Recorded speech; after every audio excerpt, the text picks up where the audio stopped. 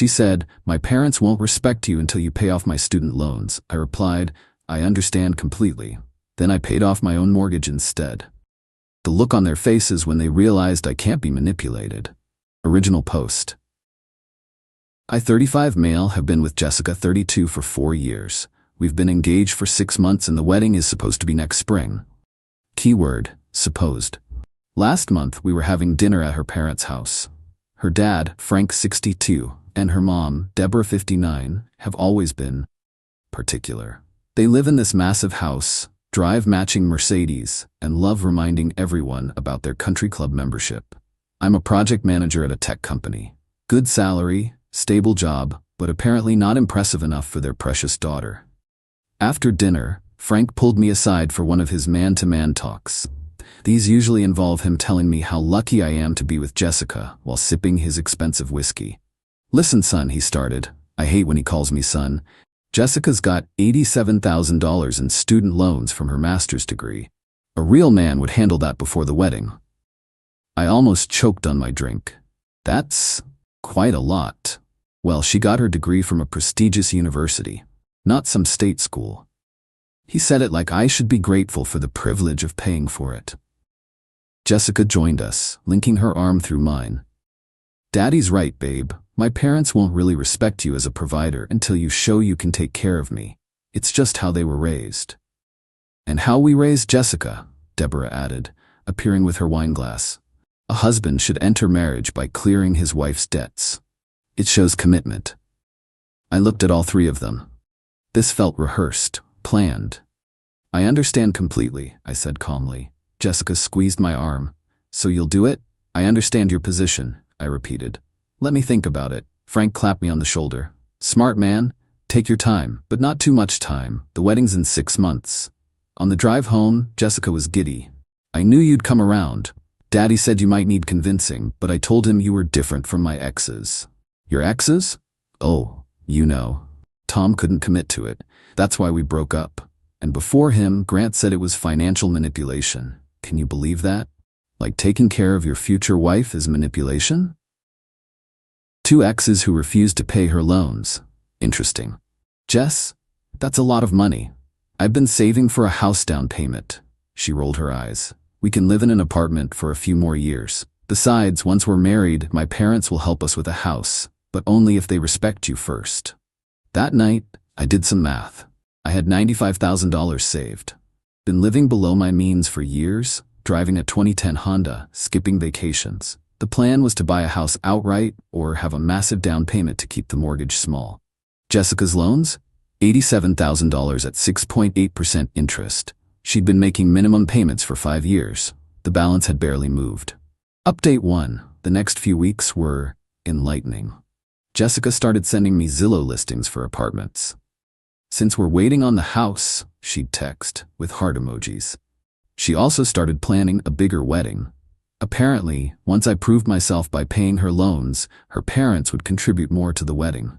Everything was conditional on me paying first.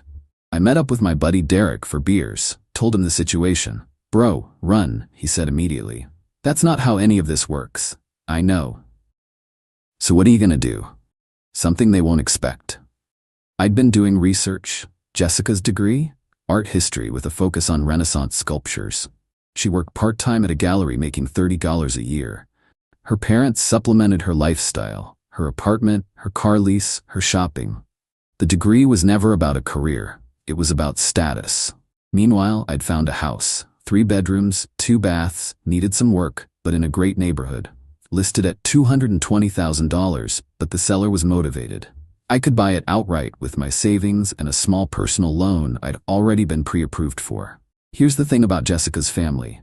They assumed everyone was as status-obsessed as them. They assumed I'd cave to their pressure because that's what real men do. They assumed wrong. I started the purchase process quietly. Inspection, paperwork, closing scheduled for 3 weeks out. Told Jessica I was working overtime on a big project. She was too busy planning the wedding to notice. Then came the family dinner that changed everything. Frank had invited Jessica's older brother Thomas, 36M, and his wife Claire, 34F. Thomas was the golden child, lawyer, drove a Tesla, married Claire whose family owned a chain of restaurants. So, Frank announced over appetizers, Jessica tells us you're ready to step up. I've been thinking about it, I said. Thomas laughed. Finally, took Claire's brother 2 months to convince before he manned up and paid her loans. Claire nodded. It's just what's expected. My brother paid $65,000, but Jessica's worth more, right? She winked at me. This wasn't just about Jessica. This was the family business model. How much did you pay for Claire's loans? I asked Thomas. Me? Nothing. I had my own law school debt. Claire's family helped with that after we got married. So Claire's family paid your loans, but Claire's brother had to pay hers? Thomas shrugged. Different situations. Right? I turned to Frank. And you? Did you pay Deborah's family debts when you got married? Frank's face reddened. That's not. Times were different, of course. Jessica kicked me under the table. Babe, you're being weird. Just trying to understand the tradition. Deborah cleared her throat. The point is, a man who can't clear his fiancé's debts isn't ready for marriage. I agree, I said. Financial responsibility is crucial before marriage. Everyone relaxed. Jessica beamed. That's why I've decided to be completely financially responsible, I continued. I'm paying off my mortgage. Silence. You're, what?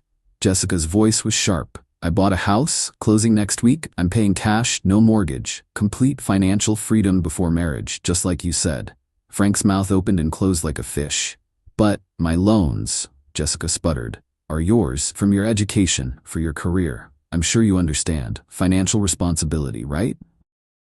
Update 2. The explosion was immediate. You bought a house? Jessica shrieked. Without telling me? With our money?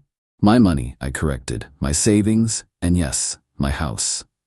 Thomas tried to mediate. Now hold on, let's discuss this rationally. Rationally? I laughed. Like rationally expecting someone to pay $87,000 for a degree that brings in $30,000 a year? Claire gasped. You can't put a price on education. The loan company literally did. It's $87,000. Frank stood up. You're making a mistake, son. No respectable man would choose property over his future wife's needs. No respectable family would demand $87,000 as a dowry. It's not a dowry, Deborah protested. Really? Because it sounds like I need to pay $87,000 to earn your respect and marry your daughter. That's literally what a dowry is. Jessica was crying now. Angry tears, not sad ones. You're humiliating me. You're supposed to take care of me. I'm supposed to be your partner, not your ATM. If you loved me, you'd do this. If you loved me, you wouldn't ask.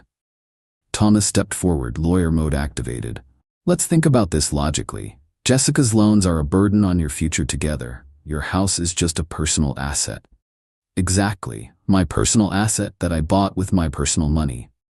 When you're married, it becomes community property, Thomas said smugly. When we're married. I emphasized each word, which we're not. Jessica grabbed my arm. Baby, please, sell the house. You can get your money back. We can fix this. Fix what? Me having a paid-off house is a problem that needs fixing? Frank's face was purple. You've been planning this. You've been lying to us. I said I understood your position. I never said I agreed with it. You manipulated us, Deborah accused. Interesting choice of words from the family trying to manipulate me into paying $87,000. Jessica's tears turned to rage. You think you're so smart? Fine. Cancel the house, or we're done. Okay? Okay? She blinked, surprised. We're done. The room erupted. Frank threatening to ruin me, with what? Deborah calling me classless. Thomas threatening legal action, for what? Claire just shaking her head like I was the crazy one. I stood up. Jessica, I'll pack your things. You can pick them up this weekend. You can't just end this. Jessica screamed. We have a wedding. Deposits, plans. All in your name, since your parents were paying after I proved myself, remember? I left, drove to my friend Derek's place. He opened the door, took one look at me and grabbed 2 beers. So, how'd it go? I'm single and I own a house. My man. Update 3, the harassment started immediately. That night, 62 texts from Jessica, ranging from how could you to I love you to you're a pathetic. Satisfying? Absolutely.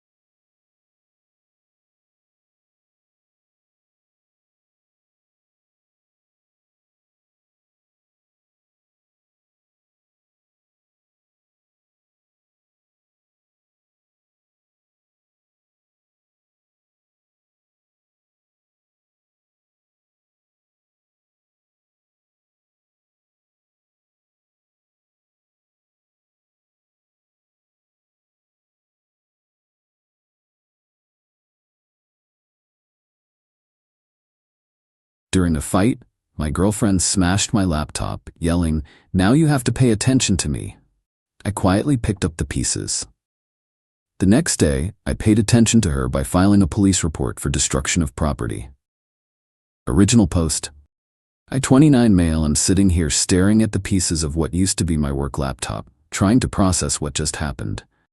My girlfriend Melissa, 27, and I have been together for about 18 months, living together for the last 6. Things have been tense lately.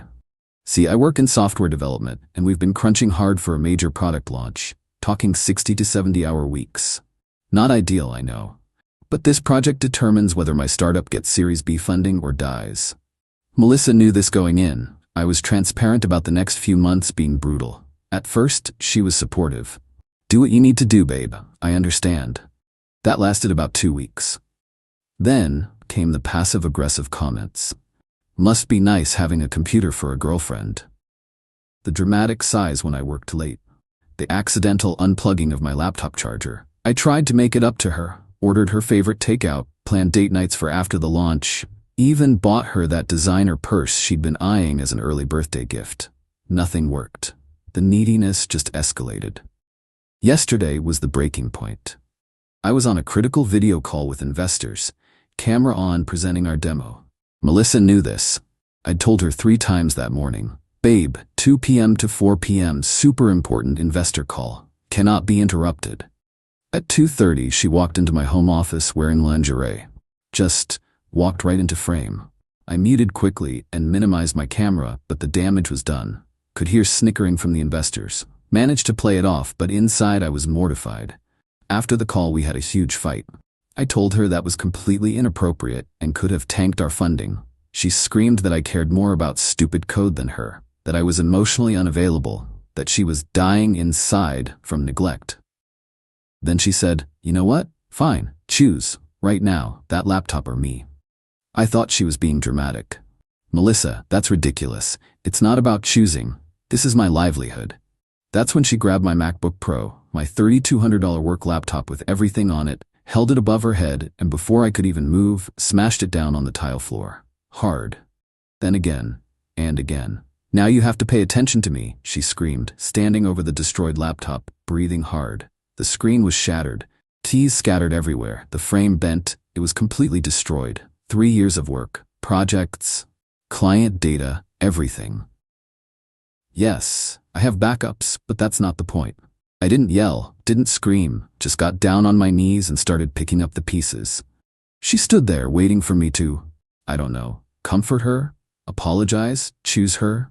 Instead, I carefully collected every piece, put them in a box, took photos of everything. Then I grabbed my phone, wallet, and car keys. "Where are you going?" she asked, suddenly looking worried. "Hotel. Don't contact me." That was last night. This morning I did 2 things. 1.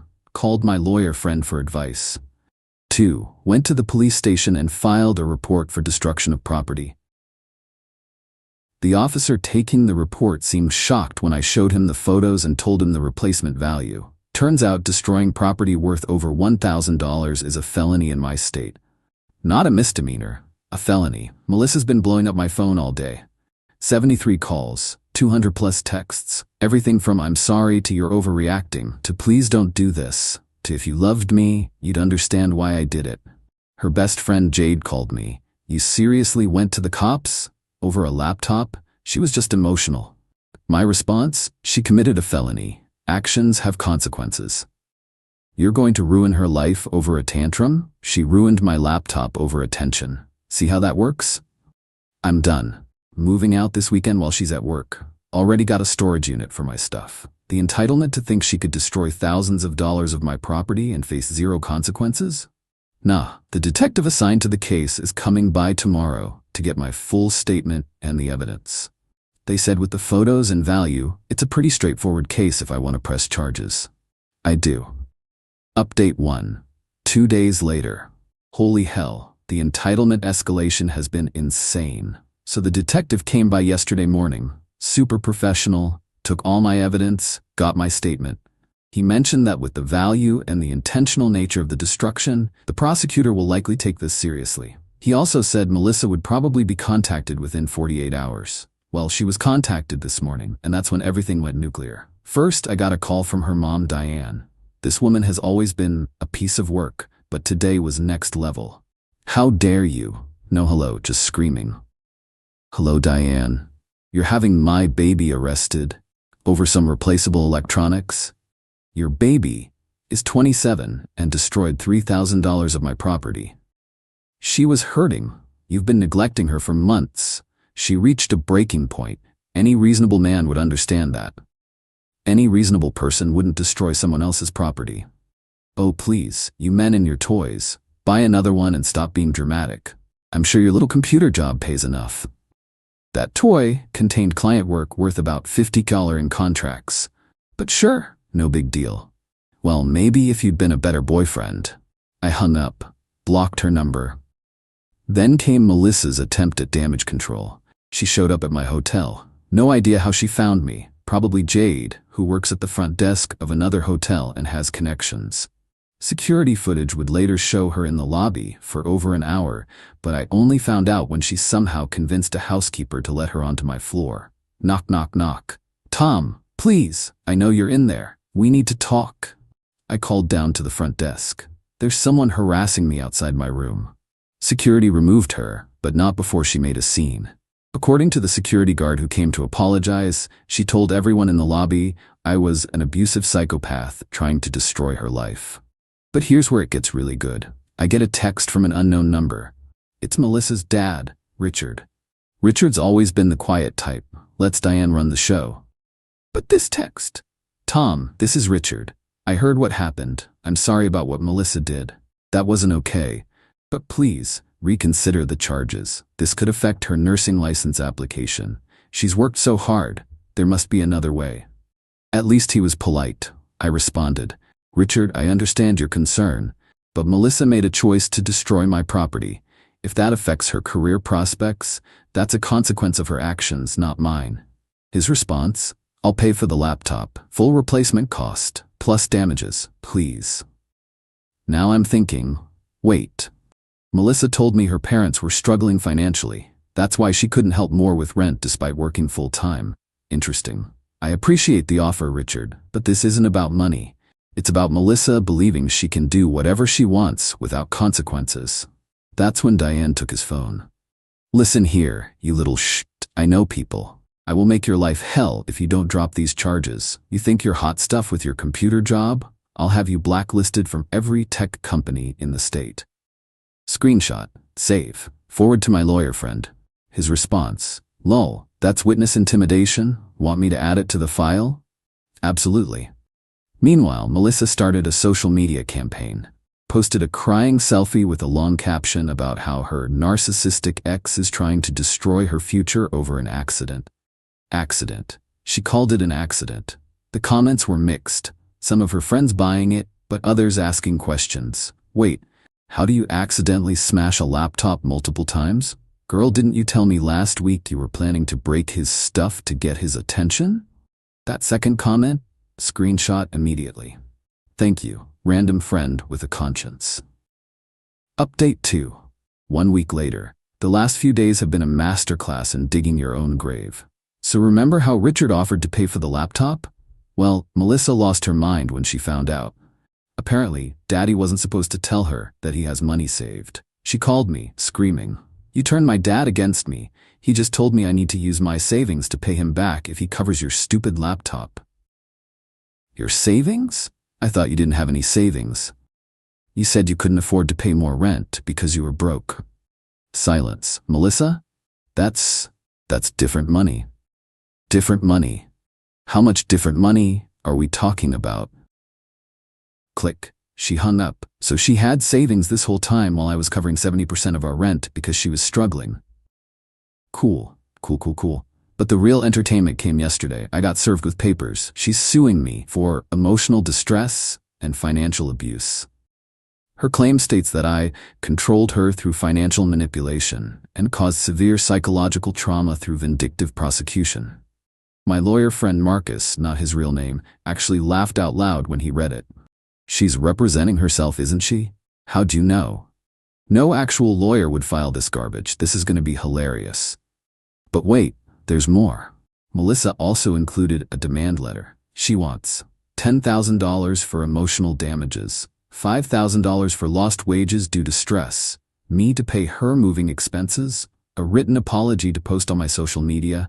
Oh, and dropping the criminal charges. Obviously, I showed this to the detective handling my case. He just shook his head. She does realize this looks like extortion, right? She's basically saying drop the charges or I'll sue you. She's not the brightest. I'm starting to see that. Then came the escalation from Diane. She started calling my workplace.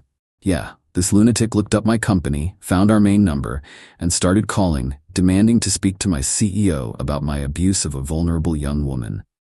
Our receptionist, bless her, put her through to HR instead. HR called me. Hey Tom, we have a situation. A woman claiming to be your ex-girlfriend's mother is calling repeatedly, making accusations. What's going on? I explained everything, sent them the police report number, the screenshots of her threats. HR's response was basically, yikes, okay, we're blocking her number and documenting everything. Let us know if you need anything. My CEO actually pulled me aside later.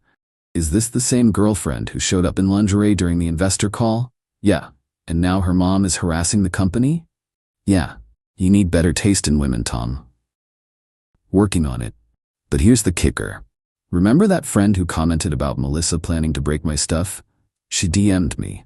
Hey Tom, I know we're not close, but I thought you should know. Melissa's been bragging in our group chat about how she put you in your place and that you'd come crawling back. She also said, and I quote, he thinks he's so smart, but I know how to make him pay attention. Breaking his little toy was just the start.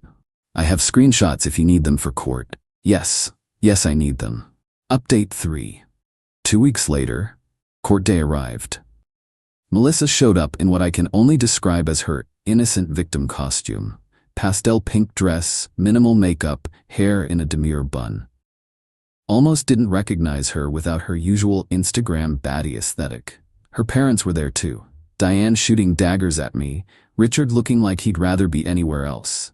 The prosecutor had reviewed everything. The destruction, the threats from Diane, Melissa's own admissions via her friend's screenshots. He offered her a plea deal, plead guilty to misdemeanor criminal mischief, reduced from felony destruction of property, pay restitution, 100 hours community service, and 1 year probation. No jail time, wouldn't affect her nursing license as severely. Pretty generous, considering. Melissa rejected it.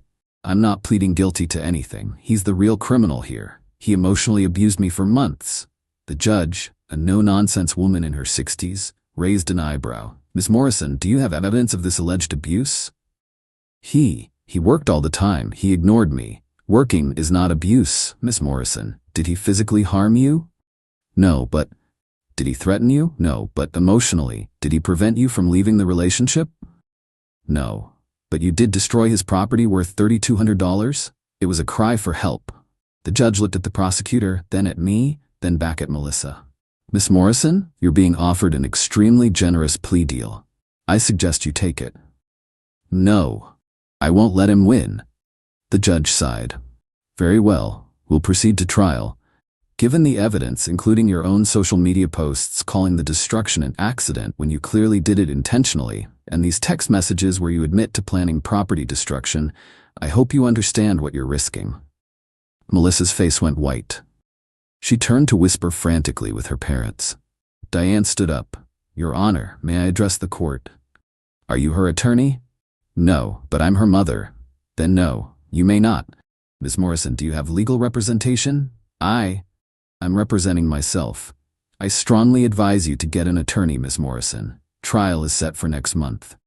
As we left the courthouse, Richard approached me. Tom, please. Just take the money. I'll give you $10,000. Just drop this. Richard, she needs to face consequences. You bailing her out is probably why she thinks she can act like this. He looked defeated. Diane won't forgive me if Melissa gets a record. That sounds like a you problem.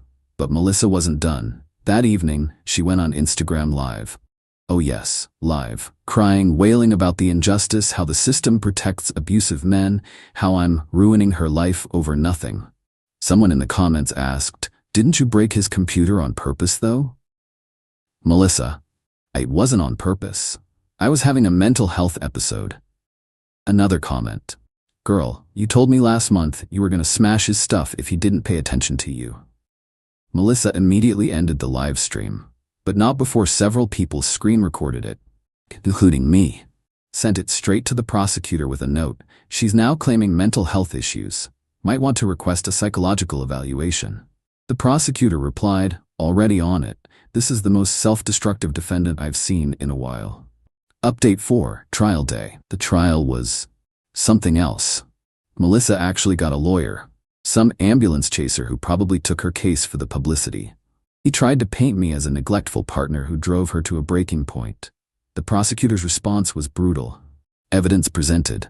1. The destroyed laptop in a clear evidence bag, looking like technological roadkill. 2. Photos I took immediately after Vridny. 3. Her social media posts calling it an accident, then admitting it was intentional. 4. Screenshots from her friend showing premeditation. 5. Her Instagram live meltdown. 6. The threatening texts from Diane. Bonus, witness intimidation charge being considered separately. But the star witness was Melissa's former friend Amanda, who came forward with the group chat receipts. Amanda testified, she said, and I quote, "I'm going to break something he loves so he knows how I feel. Maybe his precious laptop." This was 3 days before she actually did it.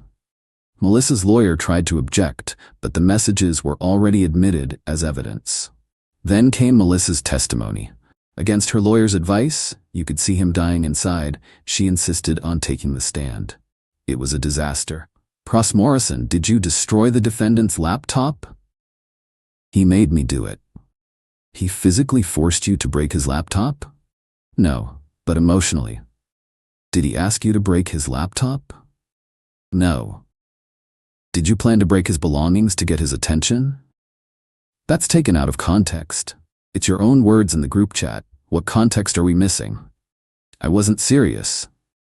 But you did break his laptop? Yes, okay. I broke it, but he deserved it for ignoring me. The entire courtroom went quiet. Even her own lawyer facepalmed. The judge didn't even need long to deliberate. Guilty of criminal mischief in the second degree. Sentence, $3,200 restitution for the laptop, $1,500 in additional damages for lost work, 200 hours community service, 18 months probation, anger management classes. And because of her lack of remorse and admission that he deserved it, the judge made sure it would remain on her record as a crime involving moral turpitude, which means her nursing license application is basically dead. Melissa started sobbing. "You've ruined my life. I'll never be a nurse now." The judge's response, "Miss Morrison, you ruined your life when you chose to destroy someone else's property in a fit of rage. Actions have consequences." Diane started screaming in the courtroom about corruption and sexism, and had to be escorted out by security. Richard just sat there, head in his hands. As I was leaving, Melissa's lawyer pulled me aside. For what it's worth, I tried to get her to take the plea deal. She insisted you'd cave because you loved her too much to let her suffer. She genuinely believed you'd drop the charges at the last minute. Why would she think that? Because apparently that's what happened with her ex before you. She keyed his car, he threatened to press charges, she cried, he dropped them. Wow. Yeah, good luck, man. Final update. 1 month later. It's been a month since the trial. Thought I'd give one last update before I put this whole chapter behind me. Melissa has paid $1,000 of the restitution so far. Turns out that savings she had? About $2,500. Not exactly the fortune she made it seem like. Richard is covering the rest in installments, despite Diane's protests. He actually sent me an apology letter, saying he realizes now that always bailing Melissa out created this monster. Too little too late, but at least he gets it. Diane, on the other hand, is now facing her own charges for witness intimidation. Turns out threatening to ruin someone's career if they don't drop charges is shockingly illegal. She's looking at possible jail time.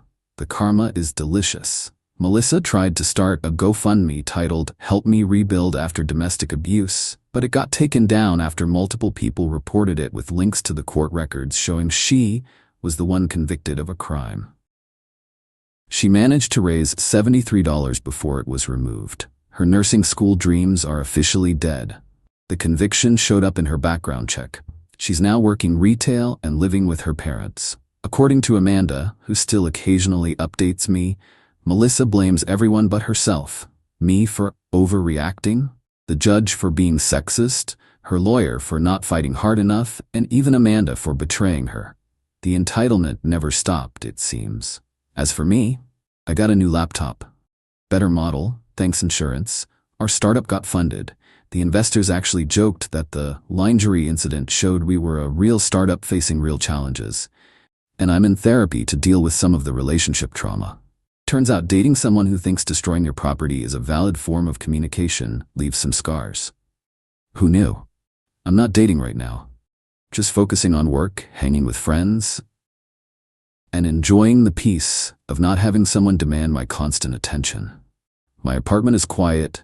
My belongings are intact. Life is good. Oh, and remember Jade, the friend who helped Melissa find my hotel? She reached out last week to ask if I wanted to grab coffee and talk about everything that happened. Yeah, no, blocked. Some people asked if I regret pressing charges, if maybe I should have just taken the money and moved on. Here's the thing, it was never about the money. It was about someone thinking they could destroy my property because they weren't getting enough attention. About someone who'd rather break something than respect that I had responsibilities. About the entitlement to think tantrums should be consequence-free. She wanted my attention? Well, she got it. A whole court's worth of attention. Hope it was worth it. Thanks for following this wild ride. I'm out. Time to live my boring, drama-free life. My name is Harper Lane, and for years, my parents laughed in my face every time I talked about running an online business. They called it a Wi-Fi game, a temporary hobby before you grow up for real. Meanwhile, my younger sister, the so-called golden daughter, was showered with praise, framed diplomas, and a lavish graduation party. Me? I was handed an event staff t-shirt and told to direct cars in the parking lot. But everything changed when that so-called Wi-Fi game turned into a $5 million business, and the people who once mocked me had to learn the art of silence. This story isn't just about success. It's about reclaiming your worth, about realizing that you no longer need validation from those who once dismissed you. What about you? Have you ever been judged just because you didn't follow the right path? Let me know where you're watching this story from. One thing I've learned from my family is this: they'll support you as long as your success looks exactly like what they picture in their textbooks. I grew up in a 2-story colonial home on the west side of Austin, where my father, Dr. Gregory Lane, was seen as the embodiment of achievement, a neurosurgeon always in crisp white shirts, speaking to patients in a deep, authoritative tone. My mother, Margaret Lane, a literature professor at the University of Texas, believed that every proper life path must go through a lecture hall, then a framed honors degree, and finally a glowing office downtown. They met on campus 30 years ago, married before beginning their academic careers, and to this day, they tell that story as proof that knowledge is the foundation of everything. I was born into that foundation, and eventually, I became the one who broke it. From a young age, I was different. While other kids dreamed of becoming doctors, engineers, or lawyers, I loved cutting paper, stitching little fabric bags, and selling tiny handmade crafts at the weekend market. I can still remember the look in my mother's eyes whenever she saw me in the garage, paint-stained hands, smiling because I'd just sold my first item to a tourist. "Harper," she'd sigh, "you can do so much more than this. You're smart, don't waste your time on something so fleeting." I never argued. I just nodded. Because when you're the only daughter in a family where your father's a surgeon and your mother's a professor, rebellion isn't exactly an easy choice. In my family, everything had an order, even success. My father's office walls were covered with certificates, diplomas, and framed photos of him shaking hands with colleagues at medical conferences. My mother had entire shelves lined with academic journals bearing her name on dozens of published papers. And me, I had sketches of product designs, rolls of canvas, and jars of recycled wax. That, to them, was my imaginary career. When I applied to a business school in Dallas, they both sighed in relief. "Finally, you're growing up," my father said, placing a proud hand on my shoulder. But just a year later, I dropped out. I'd realized I didn't want to spend my life in a company where every meeting ended with lifeless charts and color-coded slides. I wanted to make something small, maybe, but something that carried a soul. I started in the tiny garage behind our house, the one where my father used to park his sports car and my mother stored boxes of old books and forgotten decor. One summer morning, I swept away the dust, rearranged a table, added a few wooden shelves, and turned it into the first workshop for EcoNest. The air smelled of beeswax, raw fabric, and acrylic paint, a scent far richer than any expensive perfume. I did everything by hand, melting wax, pouring molds, cutting fabric, sewing each tote bag, and photographing products with my old phone. In the mornings, I packed orders. At night, I taught myself how to run online ads. There were no days off, no weekends. Sometimes I thought, if someone filmed me sitting there at 2 a.m., tying candle strings with wax-stained fingers, they'd probably think I'd lost my mind. But I knew exactly what I was building, something real. My father called it the postage stamp job. One evening, after I'd just finished packing my 100th order and rolled the boxes down to the delivery truck, he looked at me through the living room window and let out a small, amused laugh. "Harper," he said, "how long are you going to keep playing this online selling game? When will you get a real job?" I stood there, sweat dripping down my wrist, the boxes around me faintly scented with lavender from the candles inside. I wanted to tell him that I was already making over $2,000 a month, that I was paying for my own rent and insurance entirely on my own. But I knew that saying so would only invite more contempt. So, I stayed silent. My mother didn't defend me either. She simply said, "Greg, let it be. She's just finding her own path." It sounded kind on the surface, but beneath it was the same polite way of saying I was still not grown up yet. In every way, my sister Lila was my opposite, the shining child my parents proudly called America's pride. She was 5 years younger than me, brilliant, beautiful, lively, accepted into Stanford, later interning at the United Nations. From the moment she was born, it felt like every beam of light in our home had turned toward her. My parents threw parties when she earned scholarships. They posted her photos on Facebook whenever she gave a speech at a student conference. And me? Every time I mentioned expanding EcoNest, my mother would simply change the subject. "Have you heard from Lila? She just got invited to write for her university magazine." At first, I kept trying. I thought if I worked hard enough, if I stayed patient, one day they'd be proud of me too. But eventually, I realized they didn't want to understand me, they just wanted me to resemble them. Dinner at our house always felt like a press conference about Lila. Every time I came home, I felt like an uninvited guest at someone else's celebration. Mom would beam and ask, "Lila, wasn't your essay selected for the university journal last week?" Dad would nod proudly. "We're so proud of you, sweetheart. Even my residents at the hospital aren't as sharp as you." Then the two of them would drift into a full conversation about Stanford, about which professor had written her recommendation letter, and about her summer internship in New York. I sat there quietly, eating mashed potatoes, thinking about the order I had shipped that morning to a customer in Oregon who'd emailed me saying my candle made her small apartment smell like childhood again. But I said nothing. At that dinner table, it was as if nothing about me existed. Once, I tried. I said softly, "EcoNest made $2,000 this month. I'm planning to hire someone to help with packaging." My father looked up, raised an eyebrow, and laughed. "2,000? That's pocket change, Harper. Have you even thought about health insurance? Retirement? Your future? You need a real career, not some online hobby." Then, my mother gave a faint, polite smile as she sliced her chicken and changed the subject again. "Lila, did you hear Dr. Sullivan is looking for a research assistant? You should apply." I sat there, and suddenly the food in my mouth felt impossible to swallow. Not because of what they said, but because I realized something deeper. They never wanted to hear me at all. After that dinner, I moved out.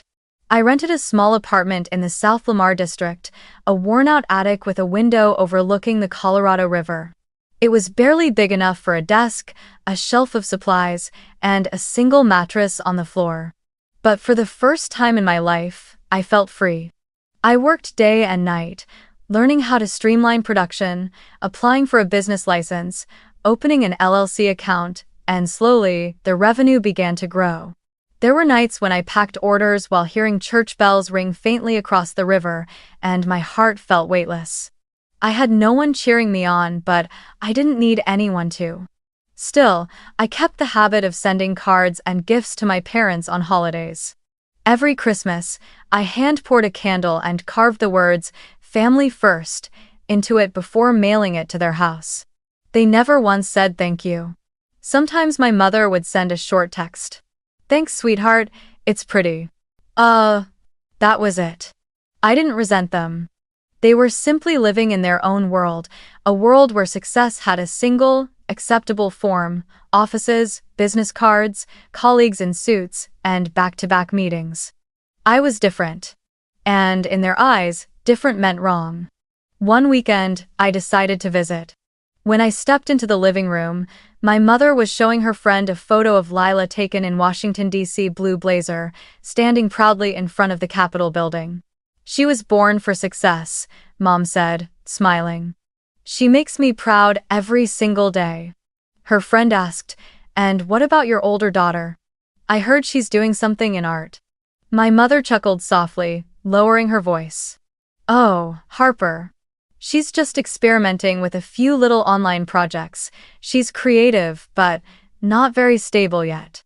I stood behind them and heard every word. I wasn't angry, just hollow.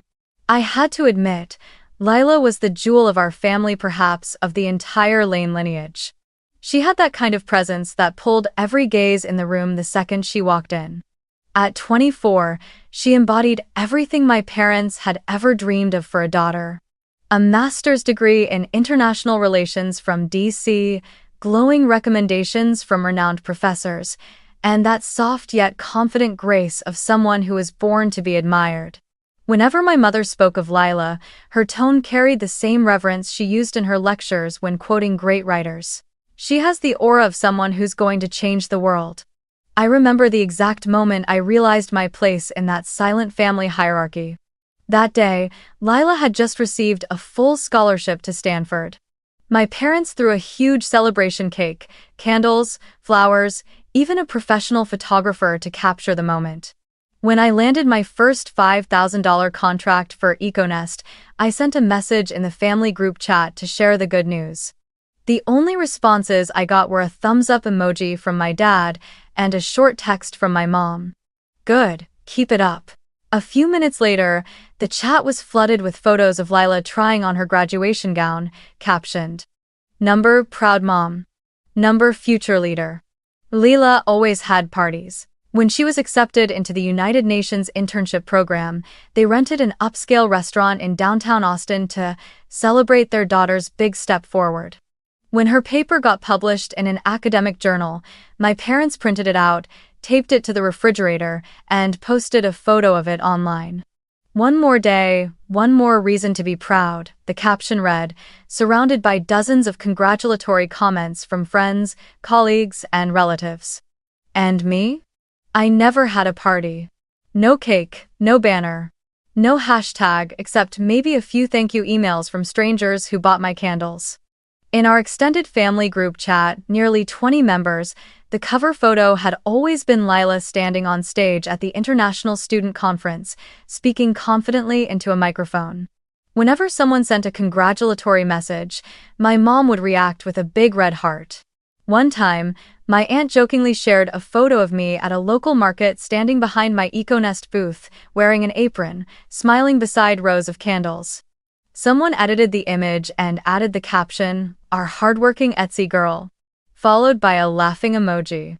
No one objected. No one deleted it. My father even commented, "At least she's keeping the entrepreneurial spirit alive." They laughed. I laughed too. But inside, it felt cold, like I'd just been cast as the comic relief in my own family's story. I told myself I wasn't jealous. At least, I wanted to believe that. Lila had never been cruel to me, not directly. She just never saw me. Whenever we met, she'd give me a polite hug and say in that gentle yet distant tone, "Still doing those crafts, huh? That's cute. But people outsource everything to factories in Mexico now. Maybe you should think bigger." I just smiled. Some battles aren't won with words, they're won with proof. So I stayed silent and let my results speak for me. 3 years after I left home, EcoNest had grown beyond anything I had ever dared to imagine. I had a team of 8 employees, an online store pulling in 6-figure revenue, and a contract under negotiation with a major supermarket chain in California. Still, I didn't brag. I believed real success didn't need noise. But somehow, my silence only convinced them I had nothing worth saying. Meanwhile, Lila returned from DC with her master's degree, and my family began preparing what they called the event of the century. The invitation arrived in a thick, gold-embossed envelope, so elegant it almost made me laugh.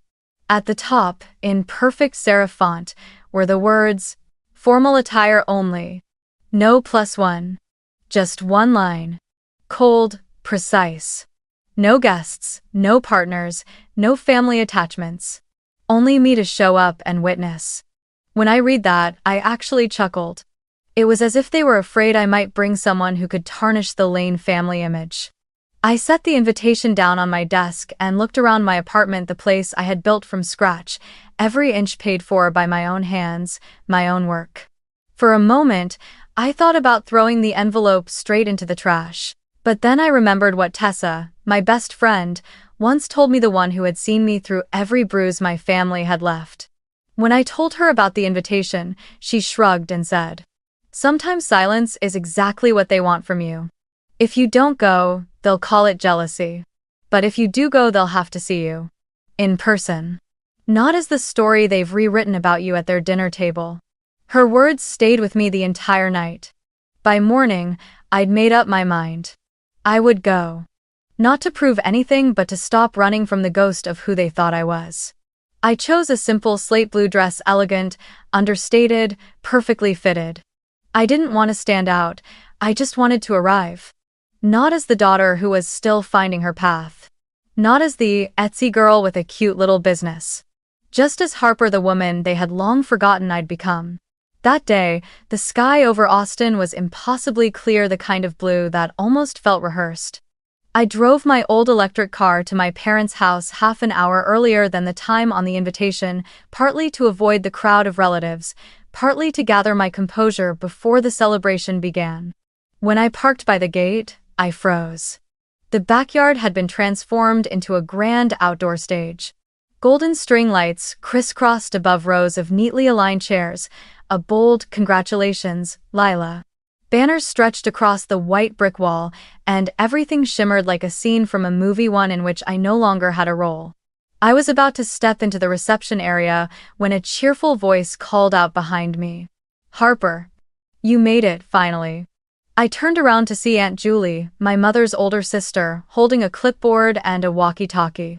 She wore a crisp white blouse and khaki pants, looking every bit like an event coordinator. Beaming, she hurried toward me and suddenly pressed a plastic name badge into my hands. Bold letters glared back at me. "Event Logistics, Staff." I blinked. "Aunt Julie, what is this?" She patted my shoulder affectionately. "Oh, sweetie, we just need an extra pair of hands to rearrange the chairs and help direct the parking. You've got all that online business experience, right? I bet you're great at organizing. Go on, put it on." Before I could say anything, she had already walked away, speaking into her walkie-talkie. "Got another helper, Harper Lane, my niece." I stood there, motionless for a few seconds, staring at the badge in my hand as my heart sank. The word staff gleamed mockingly under the sunlight like a cruel little joke that everyone but me was in on. I wanted to say it to tell them I was here as a guest, as the sister of the woman they were celebrating. But then I heard my mother's voice behind me, soft but edged with that familiar undertone of expectation. "Just help out a bit, Harper. Everyone's busy. You know how important it is for everything to be perfect for Lila today." I turned to look at her. She smiled, calm and unbothered, not a flicker of embarrassment in her eyes. As if being mistaken for event staff was the most natural thing in the world for me. So I said nothing. Maybe because silence had always been the safest response in my family. I pinned the badge to my dress and walked toward the parking area. For the next hour, I directed guests, rearranged chairs, even helped Aunt Julie's father find a seat near the fan. No one thanked me. They just nodded politely, then moved on to take photos with Lila. My heels were soon coated with dust. The hem of my slate blue dress caught on the metal chairs. When I finally looked up, the sun had slipped past the roofline and music began to swell through the speakers. The party, Lila's party, had officially begun. No one told me I could stop. Eventually, I took off the badge, set it down on the catering table, and found myself a seat in the farthest corner near the buffet. It was a side table, the kind staff used to rest trays of drinks. No one even noticed I was there. Lila, glowing in a pure white dress, stood at the center of the stage, surrounded by relatives and local reporters. My father was beside her, greeting guests with a broad smile, while my mother fussed over Lila's hair, adjusting every strand as though she were prepping a movie star. I watched the scene quietly, my chest tightening not with jealousy, but with a strange, sinking clarity. In their eyes, my worth only existed when I was working for someone else, even here, at a celebration supposedly belonging to our family. When a waiter passed by, I poured myself a glass of white wine. Laughter and chatter filled the air, blending into a hum of perfection. But, to me, the sound came from somewhere distant, muffled like hearing life through a wall. I bit my lip, trying to hold a polite smile, but the ache inside pulsed deeper with every cheer. I wanted to leave. But I couldn't. A small, stubborn part of me wanted to see just how far their blindness could go. At 7 o'clock sharp, the music faded. The host stepped onto the stage, his voice rich with theatrics. Ladies and gentlemen, tonight we celebrate the young woman who has made Austin proud, a woman of intellect, heart, and the ambition to change the world, Lila Lane. Applause erupted. I saw my parents rise to their feet, clapping harder than anyone else. Lila walked onto the stage through the thunder of cheers, her brown hair gleaming under the lights, her white gown rippling elegantly with every step. She radiated the kind of confidence that comes from being adored for too long. Taking the microphone, she smiled at the crowd. Thank you, everyone, for being here tonight. And thank you to my parents for teaching me that true effort always finds its reward. The applause swelled again. Then she paused, scanning the audience as if to ensure every eye was on her. When she spoke again, her tone dropped playful, but with a sharp undertone of intent. In today's world, she said, it's so easy to get distracted by what looks like success, things like Wi-Fi or a few clicks online. The crowd laughed. She gave a soft, knowing smile. But real success, she continued, doesn't come from that. It comes from learning, from real work, from real knowledge. Oko. The moment her sentence ended, the crowd erupted in laughter. It rolled through the yard like a wave, loud and gleeful, followed by a few whistles and claps of agreement. The air around me seemed to thicken, as though all those soft golden lights had suddenly turned into harsh white beams aimed directly at my face. Everyone's eyes were fixed on the stage, yet somehow, the live stream camera swung toward my corner. And there I was, projected onto the small LED screen beside the stage, sitting alone in the shadows, holding a half-finished glass of wine. My eyes met my mother's across the yard. She saw me, I knew she did. But instead of reacting, she just gave a small shrug, light and effortless, as if to say, don't make a scene. A tiny gesture, but it hit like a cold slap. I wasn't angry because I'd been humiliated. I was angry because, to them, humiliation had become normal. The laughter continued, echoing under the string lights. A relative at the table next to mine leaned toward his friend and said, just loud enough for me to hear, she's right though. These days, everyone thinks selling stuff online counts as a job. The other nodded, snickering. I set my glass down carefully, forcing my hands to stay still. For a moment, I wondered what I was even doing there. I had once believed that if I just worked hard enough, if my results were real enough, they'd eventually see me. But, in that instant, I understood that day would never come. Lila kept speaking about her passion to contribute to the global community, about the responsibility of the younger generation, and her gratitude for her family's unwavering support.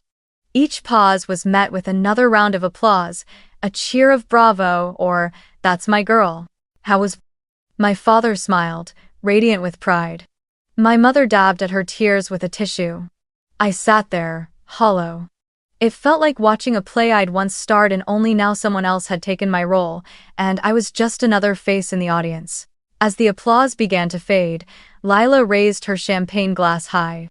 "Thank you all for believing in me," she said, her voice clear and deliberate. "And thank you, Mom and Dad, for teaching me that true success doesn't come from Wi-Fi or a few clicks online but from real effort." This time, she said it slower. Sharper. Her gaze swept across the audience, and then stopped. Right on me. Laughter erupted again, louder this time, sharper, carried by the storm of applause that followed my little sister's final jab. I'm not sure if, in that moment, I laughed or cried. All I remember is the way my fingers clenched around the stem of my glass until my knuckles turned white, and how the music that returned after her speech sounded like a funeral drum, as if something inside me was being laid to rest. When the crowd began to disperse, my mother came over. She placed a gentle hand on my shoulder and spoke softly, just for me to hear. "Don't be upset," she said. She didn't mean anything by it, it was just a joke. Not. I looked up at her, the same fixed smile frozen on my face, and whispered, "I know, it's always just a joke." I lifted my glass, watching the golden lights shimmer in the pale wine, each ripple glinting like coagulated blood.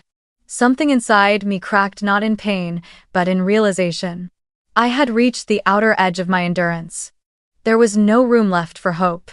No illusion that being better, kinder, or more patient would ever make them love me more. Under that glittering canopy of warm lights, I sat perfectly still, almost invisible, and one sentence kept echoing in my head. I'm not angry because they humiliated me, I'm angry because they think it's normal. The party dragged on until nearly 9. The string lights dimmed, the music shifted from acoustic pop to soft jazz. Guests drifted away from the stage toward the bar and the photo booth, while Lila still stood glowing like a movie star at her premiere. People lined up to shake her hand, to praise her, to ask about her next step. I remained at the last table, my wine now flat and warm, the candle flickering weakly in the night breeze. No one came near me.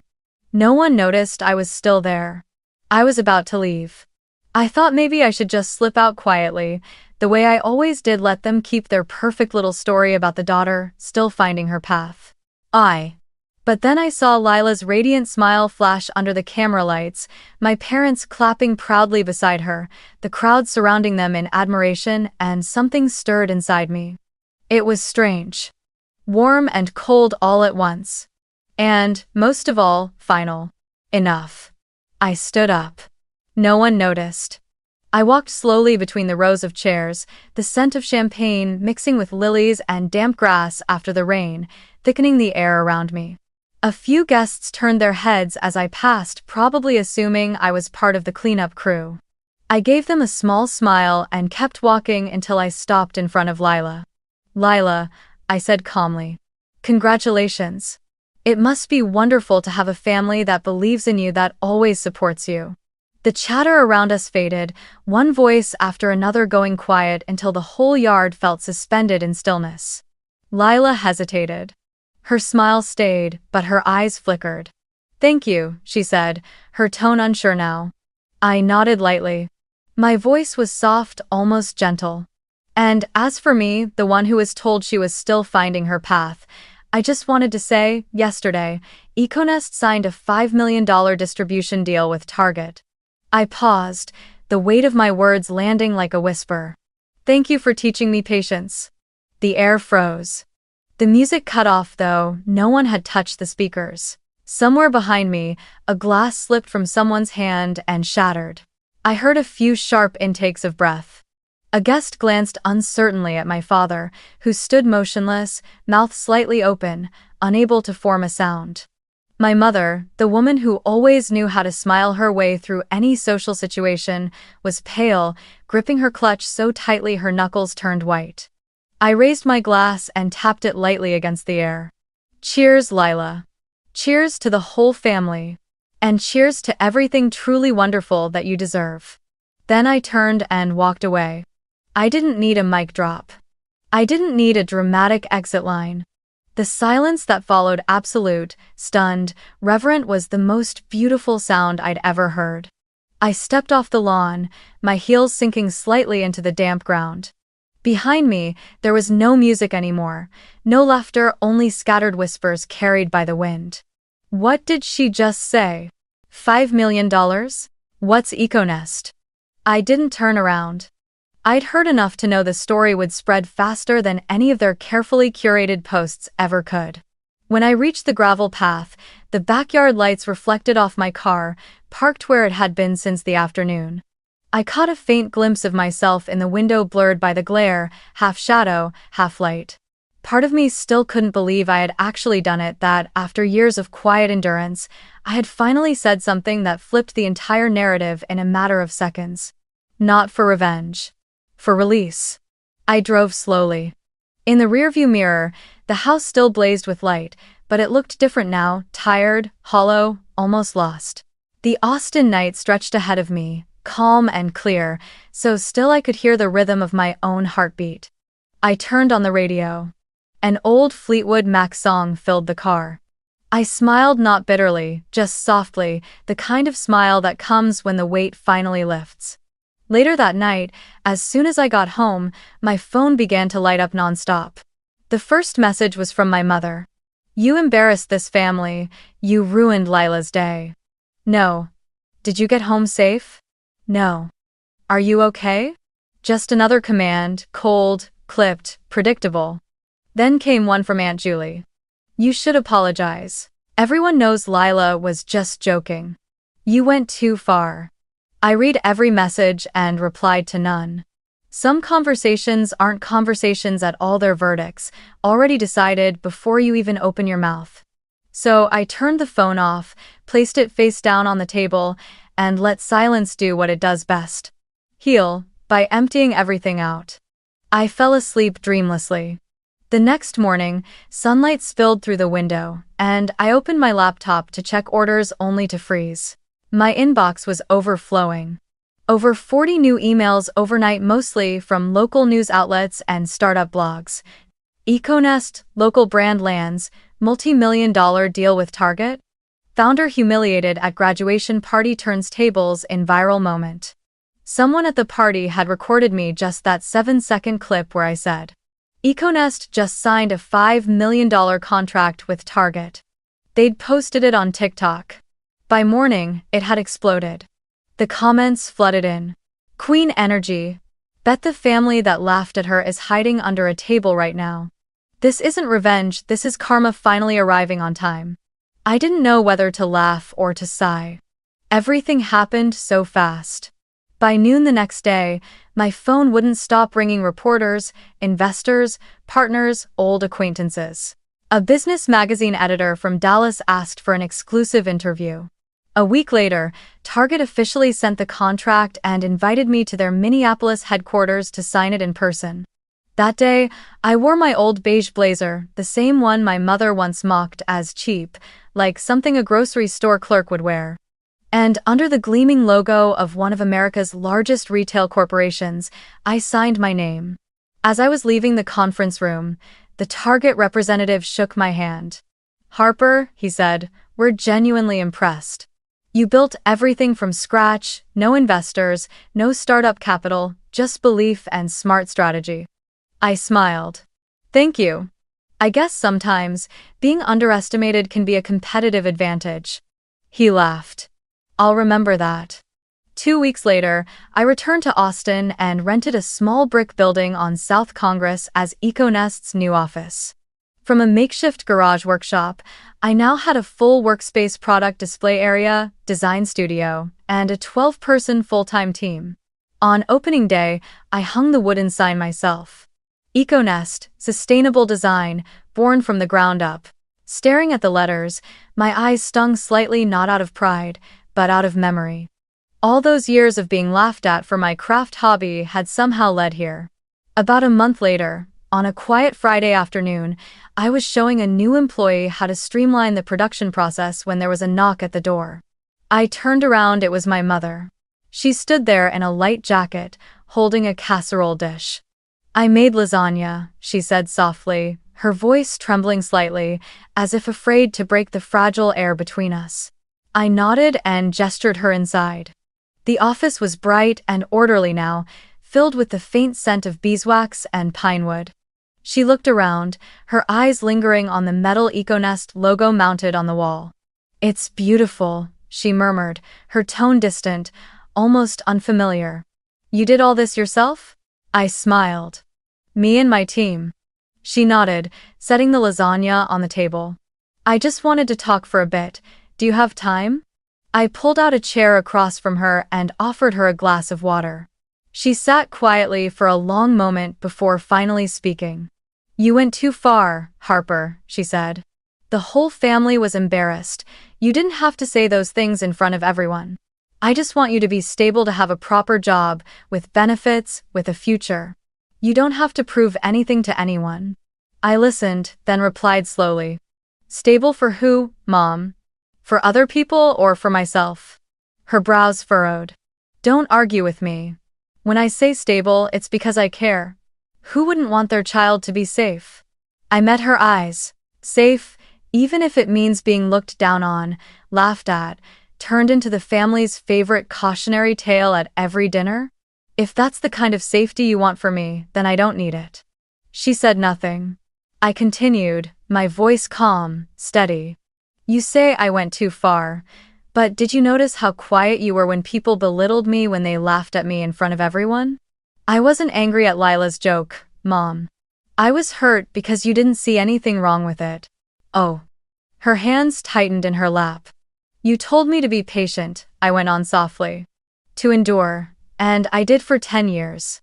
But patience taught me something you never did, that sometimes the only way to be respected is to stop asking for permission." My mother lowered her head, her fingers interlaced tightly. "I never meant to hurt you," she said in a small voice. "I was just scared you might fail." I smiled, and for the first time, my tone softened. "I know. But Mom, your fear made you blind to the fact that I was living, that I was growing. And the greatest failure for a mother isn't when her child falls, it's when her child stands back up, and she doesn't even notice." The room fell silent for a long while. She didn't look at me again, just nodded faintly. I don't know what to say. I stood, gently sliding the lasagna dish toward her. "Then eat with me," I said. She looked at me, eyes full of guilt, but also something lighter, like relief. All right. We ate quietly. No one mentioned Lila. No one mentioned the party. When she stood to leave, she paused by the door and turned back. "I don't think I understand everything you're doing," she said. "But I'll try." I smiled softly. That's all I ever wanted. When the door closed behind her, I leaned back in my chair. What I felt wasn't victory, it was peace. The kind of peace that only comes when you finally stop needing to prove yourself to anyone. About a week after seeing my mother, I thought everything had finally settled. EcoNest was running smoothly, our design team had just launched a new collection, and the media was still buzzing about the businesswoman who was mocked at a family party. For the first time, I felt like I had truly stepped out of the old orbit until my phone rang. The name on the screen made me freeze. Dad. It had been a long time since he'd called directly. Usually, Mom would be the one to start the conversation with the familiar line. "Your father wants to ask you something." I hesitated for a few seconds, then picked up.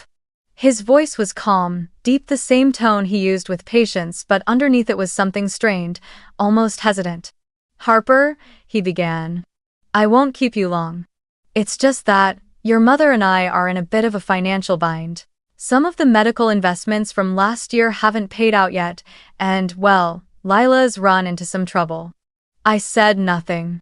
He continued, slowly, carefully. You know how hard times are right now. We hate to ask, but if you could help us cover things for a few months just temporarily, it would really help us maintain good standing with the bank. After all, you're doing quite well these days, aren't you? I closed my eyes and drew a deep breath. The words, maintain good standing, landed like a blade, a sharp reminder that no matter how much I'd changed, to him, I was still just the safety net, the family's insurance policy for appearances. Can I ask, I said evenly, what kind of trouble Leela's in? My father cleared his throat, dodging. Oh, it's nothing serious. Just her new car, the lease is a bit above her means, and she hasn't found a stable position in DC yet. We've been helping her for a few months, but now, well, you understand. A small, bitter laugh escaped me.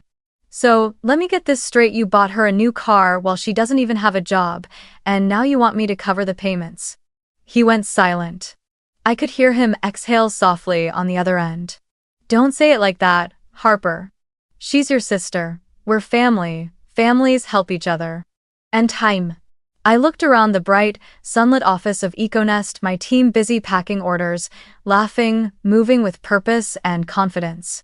Then, my mind drifted back to when I was 22, still working double shifts at a coffee shop so I could send money home to help my parents fix the leaking roof that winter.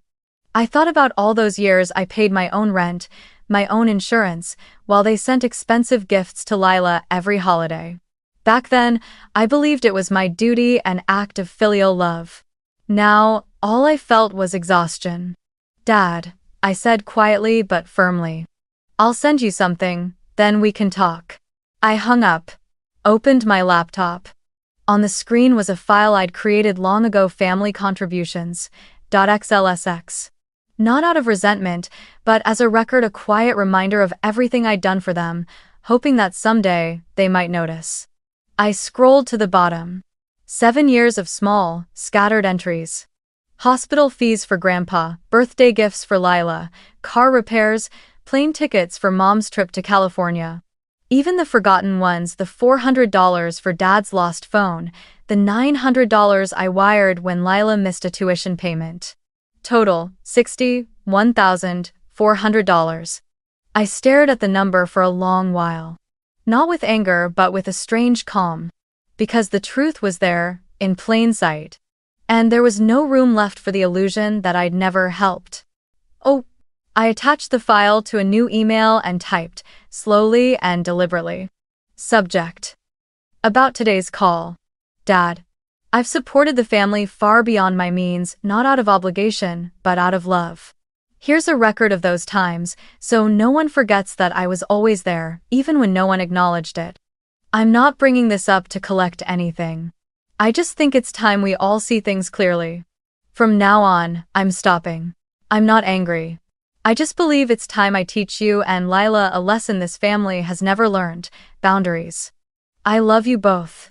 But I won't keep carrying the weight of choices that aren't mine. Harper. I hit send. The softing that followed was quiet, final, like the sound of a door closing for good. Right after that, I opened my banking app and locked every shared account I'd once created for emergencies. O'Grain. I canceled the recurring transfers that had quietly paid their house bills for years. For the first time in a long time, I cut the invisible cord that had tied me to guilt. That evening, I didn't wait for a response. I brewed myself a cup of peppermint tea and sat by the window, watching the city lights stretch across the skyline. Austin's summer night was calm, the only sound was the chorus of crickets rising from the courtyard below. My heartbeat slowed, steady and grounded, as if my body had finally put down a weight it had carried for years. Near midnight, my phone buzzed. A short message from my father. Got it. That was all. No thank you. No anger. No justification. I stared at those 2 words for a while, then deleted them. The next morning, I walked into the office. My team rushed over, faces lit up. Online orders had tripled overnight, and Target had just launched its promotional campaign for EcoNest. On the TV in the lounge, the company's logo appeared with the tagline, "Designed by women, built with heart." I smiled. Maybe that was the answer they'd always wanted from me, just not in the way they'd expected. That afternoon, another email arrived from my father. Just one line. I understand, take care of yourself. I stared at the screen for a long moment, then closed the laptop. No tears. No anger. Just peace, the kind of peace I once thought was impossible in this relationship. That night, I pinned a small piece of paper to the wooden board in my office. On it, I wrote, "Boundaries aren't walls, they're doors. They only open when respect walks through." As the desk lamp reflected off those words, I knew. I had finally taught them not through speeches, but through the way I lived. 2 weeks passed after that last message from my father, and I truly believed the story had ended. Life had settled into rhythm again. Every morning I'd stop by the office, sip my usual cappuccino, check sales reports, and brainstorm upcoming campaigns with the creative team. EcoNest was thriving more than ever. But deep down, I knew something still lingered, a silence between me and Lila. I wasn't angry anymore, and I didn't hate her. It was just as if we now lived on opposite sides of a river, unable to speak the same language. That Wednesday afternoon, as a light drizzle swept over the streets of Austin, my phone lit up. A message from Lila, just one line. "Harper, I'm sorry. Can we meet?" I stared at the screen for a long time, torn. My rational side told me to ignore it, but the human part, the softer part, couldn't. I didn't hate her, I just didn't believe she understood what she'd done. But then, somewhere inside, a quiet voice whispered, "If she's trying to make it right, at least give her the chance." I typed back, "Oak, Elm Café, South Congress. 4 p.m. When I arrived, the cafe was a small, quiet place tucked between two boutique stores, its warm yellow light spilling through the fogged glass. Rain was falling steadily, turning the street outside into a mirror of shifting reflections. I chose a table by the window, ordered a latte, and tried to keep my mind still. At 4:10, the door opened. Lila walked in. For a moment, I almost didn't recognize her. Gone was the polished, confident woman from that night on stage. Standing before me now was someone with dark circles under her eyes, hair unbrushed and damp, her raincoat soaked through. "Harper." Her voice trembled. I simply nodded, motioning for her to sit. The server brought her a cappuccino, but she didn't touch it. She just stared at me for a long moment before the first tear slipped down her cheek. "I'm sorry," she said, voice breaking. I don't even know where to start. I messed up so badly." I stayed silent, letting her speak.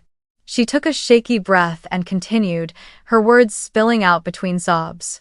"After that night, I lost everything. The lease on my apartment got canceled because of credit card debt. The job in Washington fell through, and my student loan payments are due.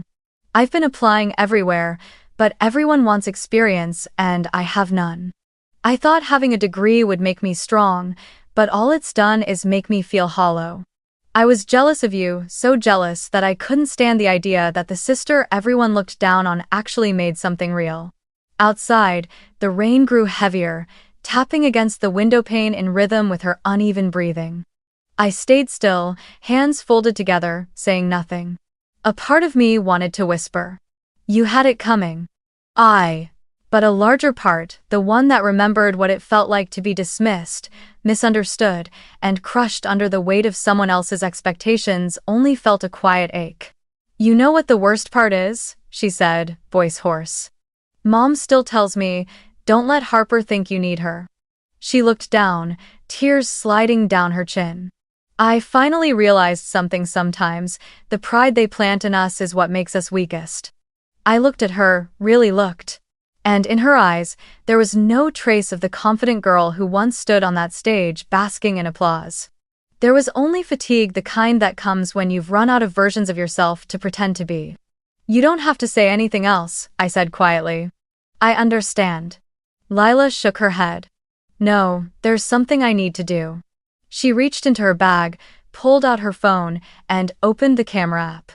I blinked, startled. "What are you doing?" She pressed her lips together. I don't want this apology to stay between us. I humiliated you publicly. I need to apologize publicly. Before I could stop her, she hit record and turned the camera toward herself. Her voice trembled at first, but every word came out clear, deliberate. Last week, I did something terrible. I humiliated the one person I should have been learning from, my sister. I used to believe that degrees and titles made me better than others. But sitting here today, I realize real success comes from courage and perseverance, not status. If anyone's watching this, please don't ever judge someone for the path they choose. My sister Harper built jobs for hundreds of people and created something that makes thousands of customers' lives better. And I, the one who laughed at her, only want to say one thing now. I'm sorry. She paused, took a long breath, then lifted her gaze straight into the camera, into me. Thank you, she said softly, for never turning silence into hate. Then she pressed stop, set the phone down, and looked at me through watery eyes. I'm going to post it, she said. Not to get my reputation back, but to remind myself never to forget today. For a moment, I couldn't speak. I didn't feel triumphant, just moved, deeply and quietly. I reached across the table and took her hand. It's all right, Lila, I said. I don't need you to restore my dignity. I just need to know you've learned. She laughed through her tears, an embarrassed, relieved little sound. I've learned, she said. A bit late, but I have. We stayed there a long time, talking about old things, the night we'd skipped class to watch fireworks by the lake, the time Mom caught me teaching her to make candles and grounded us both. Outside, the rain fell softly, the scent of coffee blending with the warm light from the hanging lamps. And for the first time in years, the space between us felt whole again. When Lila finally stood to leave, she turned and hugged me tightly, not the polite hug of adults, but the trembling, genuine embrace of a younger sister trying to find her way home. I'll do better, she whispered. I smiled, nodding. I know you will. When she stepped outside, the rain had stopped. I watched her small figure disappear into the gentle rhythm of the street, then turned back to the half-finished latte on the table. The milk foam had gone cold, but somehow my heart felt warm. That evening, a notification popped up on my phone. Lila Summers. New video. My apology. I opened it. Over 100,000 views in just 2 hours. The comments were overflowing, messages of compassion, encouragement, and even a few people realizing we were sisters. I stopped at one comment that read, "It's rare to see an apology this beautiful." I set the phone down, leaned my head back against the chair, and let out a slow, relieved breath. Outside, rain still whispered against the window pane. I smiled, not because I'd been vindicated, but because, finally, someone in my family had begun to understand. Respect isn't something you're given, it's something you learn. Lila's video spread faster than anyone could have imagined. Within 2 days, it was everywhere in Austin. Local news outlets shared it with headlines like, "From Envy to Empathy. The public apology that stunned a city." In the description, they mentioned me. Harper Lane, founder of EcoNest, the sustainable design brand that recently signed a $5 million deal with Target. But what moved me most wasn't the recognition or the numbers. It was how people spoke about Lila, not as a villain, not as someone defeated, but as a woman brave enough to face her mistakes. Social media filled with posts and reflections about forgiveness and family. Someone wrote, "Not every story gets a happy ending, but, sometimes, one apology is enough for 2 souls to find the same frequency again." Reading that, my throat tightened. The next afternoon, I was at the office when my phone rang. The screen read, "Mom." I hesitated before answering. On the other end, her voice trembled, fragile, as if holding back 1,000 things at once. "I saw it," she said. "Lila's video. I don't know what to say. I'm proud of you both, of both my daughters. Harper, I'm sorry. I was wrong. You deserve to be proud." I looked out the window. The late afternoon light spilled across my desk, glinting off the EcoNest logo like liquid gold. I smiled softly. You don't have to apologize, Mom. Just listen. I never wanted to fight the family. I only wanted to be respected as an adult, as a person. There was a long silence. I thought she might cry. But instead, I heard a light, trembling sigh. I'll try, she whispered. I promise. A week later, our family's annual 4th of July barbecue rolled around, an event I'd avoided for years. But this time, the invitation didn't come through the family group chat. It came as a personal call from Mom herself. Come, Harper, she said gently. Nothing fancy. Just a small barbecue in the yard. Something in her tone, quiet, human, hopeful, made me smile. This time, I said yes. That afternoon, I drove to my parents' house. The sight that greeted me almost made me laugh. There were no banners, no backdrops, no microphones, just a few wooden tables under a string of soft lights draped across the trees, and the comforting smell of grilled meat drifting through the air. For the first time in years, my family's house looked like an actual home, not a stage. My father stood by the grill, sleeves rolled up, tongs in hand. When he saw me, he smiled, a real smile, this time, not the polite one he wore for appearances. Harper, he called out. You made it? Burger or hot dog? I laughed, walking closer. Burger, but go easy on the sauce. He nodded, flipping a patty onto the grill as if nothing complicated had ever stood between us. Mom was setting the table.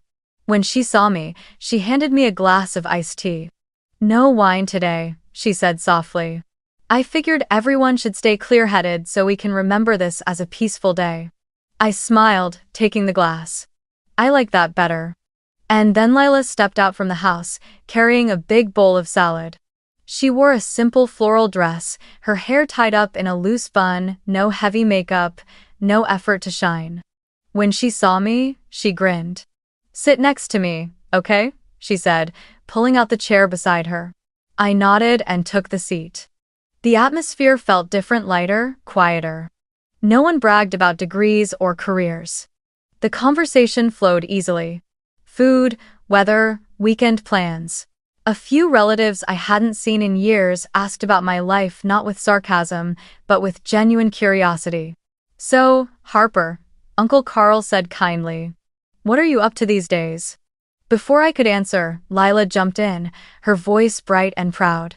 She runs a $5 million company, Uncle Carl, and she's still the most humble person at this table. For a second, the table went silent. Then everyone burst out laughing, not the sharp, mocking laughter of years past, but the warm kind, the kind that fills a space instead of cutting through it. It felt like an invisible knot somewhere between us had finally been undone. Dad lifted his glass of tea. Well, 5 million, huh? Maybe I should apply for a job at your company. Everyone laughed again, louder this time.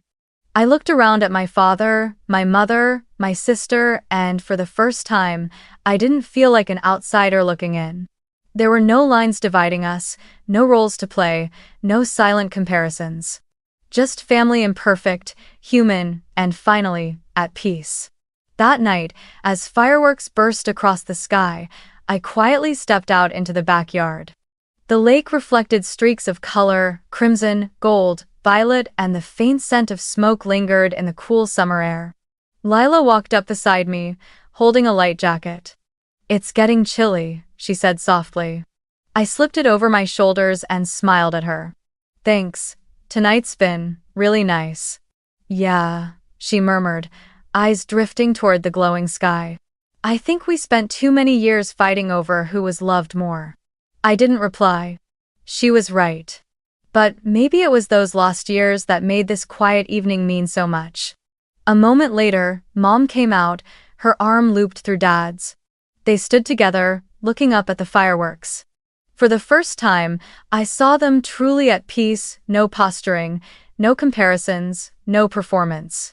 Just two people watching the night sky, their faces washed in soft light. I leaned against the railing, feeling the gentle wind against my skin, and a thought floated through me like a sigh. I don't need them to understand. I just need them to stop laughing. And it's true. Sometimes, what you need to forgive the past isn't an apology or acknowledgement. It's silence. Silence long enough for your heart to finally grow calm. When the last firework faded, Lila tilted her head toward me and whispered, "Hey, do you think I could work at Econest someday?" I looked at her and smiled a smile of pride, of warmth, of quiet understanding. "When you're ready," I said, "the door's always open." She grinned, her eyes shimmering under the last flicker of light. In that moment, I knew things had truly changed. There were no winners or losers anymore. Only people who had finally learned how to be kind. To each other, and to themselves.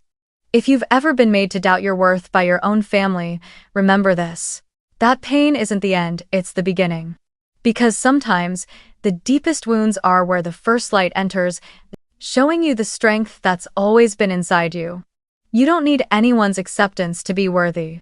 And you don't need to prove yourself to anyone but you. Take that pain, use it as fuel. Turn your silence into a voice, and all those years of being underestimated into the power to stand tall. With grace and with freedom. Thank you for staying with me until the end of this story. If you, too, had to grow up learning to love yourself in a family that didn't know how, leave a heart below. So, I know you're out there, healing in your own way.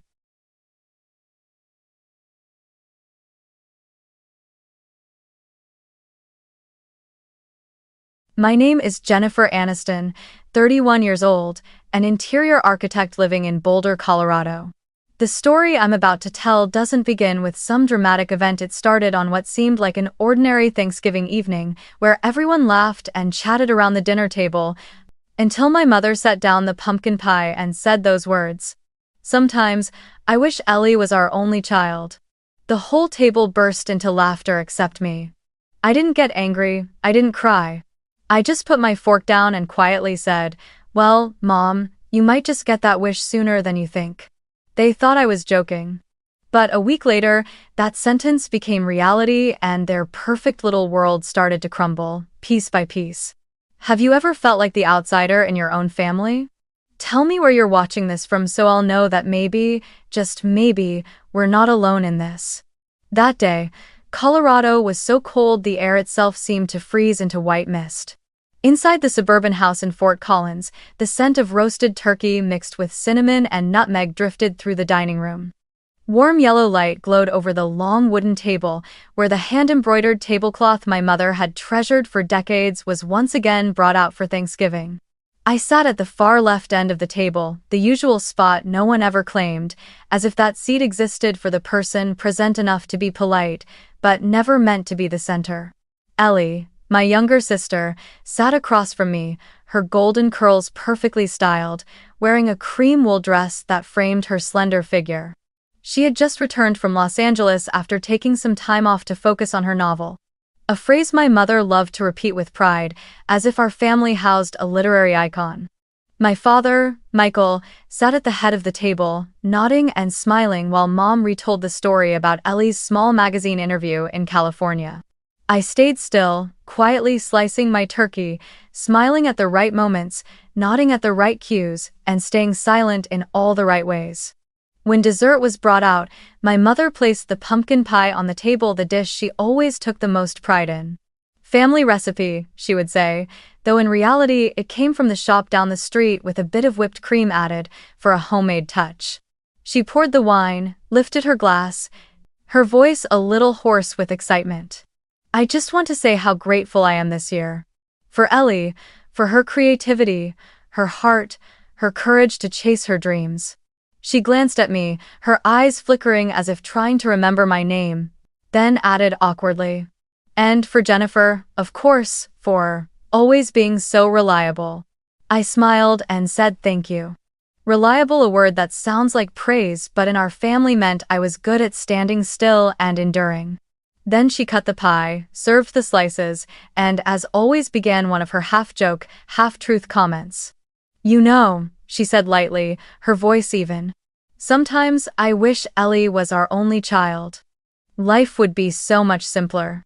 The words rang out over the clinking of silverware and the sound of wine being poured into glasses. A brief silence passed, Then the whole table burst into laughter. Ellie laughed the loudest, her voice high and clear like crystal glasses colliding. "Don't worry, Mom," she said, half joking, half not. "We love her anyway." My father shook his head, chuckling, and patted my mother's hand. "Diane, don't start." My mother only shrugged, her eyes glinting with that strange delight, the kind of joy someone feels when they've spoken out loud what they've always thought, and no one dares to object. I said nothing. I simply set my fork down slowly. Inside, a cold, hollow space opened, not pain, but the strange quiet of an old wound being touched again. I looked around the table. The people I loved, the ones I had sent money to help fix their roof last year, the ones for whom I had bought Ellie a new laptop so she could write her stories. All of them were laughing. And me, the one who had spent her whole life trying to prove she was worthy, sat there like a stranger in her own family. I took a sip of water, then lifted my head, my voice low but clear. "Well, Mom, you might just get that wish sooner than you think." The air in the room dropped instantly. Laughter died out as if someone had cut the sound. My mother froze, the knife poised midair above the pie. Ellie looked at me, her mouth still curved but her eyes flickering. My father cleared his throat, ready to change the subject, but no one picked it up. Only the ticking of the wall clock counted slowly in a room thick with cinnamon and silence. I didn't need to say anything else. In my mind, the pieces finally clicked into place. The quiet dinners, the forgotten birthdays, the jokes that sliced into me while I forced myself to laugh them off. I understood now that what they had just said wasn't a joke. It was the truth they had carried for years, wrapped in wine and laughter. And in that moment, I knew I was finished with all of it. I smiled softly, stood up, cleared my plate, and said quietly, "Thank you for dinner. The pie was great." My voice was steady, no trembling, no anger, only one thing remained: clarity. As I stepped out of that house, snow had begun to fall. The porch light glowed against the thin sheet of first snow, casting a faint reflection across my car window. I sat behind the wheel, my hands resting on it, listening to the wind rush through the trees and thinking, if they truly wanted a life without me, then maybe it was time to let them have it. And in the freezing breath of that Colorado winter night, I felt it clearly: something in me had ended. And something else, stronger, had just begun. I drove out of Fort Collins as the clock on the dashboard read 11:47 p.m. Snow was falling thick, covering the road in white, and the cold wind blew across the mountains like the long exhale of winter. My headlights cut through the fog, revealing swirls of snow spinning in the air before disappearing again, like every effort I had made over the last 31 years, appearing, glimmering for a moment, then vanishing into silence. The road back to Boulder was so familiar I could have driven it with my eyes closed, but tonight everything felt different. Every curve, every sign, every dark stretch of highway felt as though I were driving through the years of my own past, the years I spent trying to prove my worth to people who never really wanted to see it. The steady rhythm of the wipers, the crunch of the tires on snow, and the soft music on the radio blended into a mournful song I had never heard before. I didn't cry. What I felt now wasn't the sharp pain I had grown used to, but a deep emptiness, as if someone had carved out a hollow space in my chest and left it to freeze over. I thought of my mother Diane and the way she had looked at me at a family wedding last year when I wore a simple navy blue dress. She glanced at me and said loudly enough for a few people nearby to hear, "Sweetheart, next time pick something a little more expensive, this one looks cheap." I remembered forcing a smile, joking back, "I like simplicity, Mom." But later that night, looking at the group photos, I saw her eyes on Ellie, praising her for being elegant and sophisticated. I still remember that tightness in my throat, not from embarrassment, but from realizing that no matter how hard I tried, in my mother's eyes, I would always just be the faded shadow standing next to the child she was truly proud of. Then I thought of my father, a quiet, steady man who could wound someone with a single offhand remark. When I was 26, after my firm won the bid to design the interiors of a major hotel in Denver, I called home with the news, hoping to hear him say, "Well done." I'm proud of you. But he was silent for a few seconds and then said, That's good. But Ellie has more talent than you.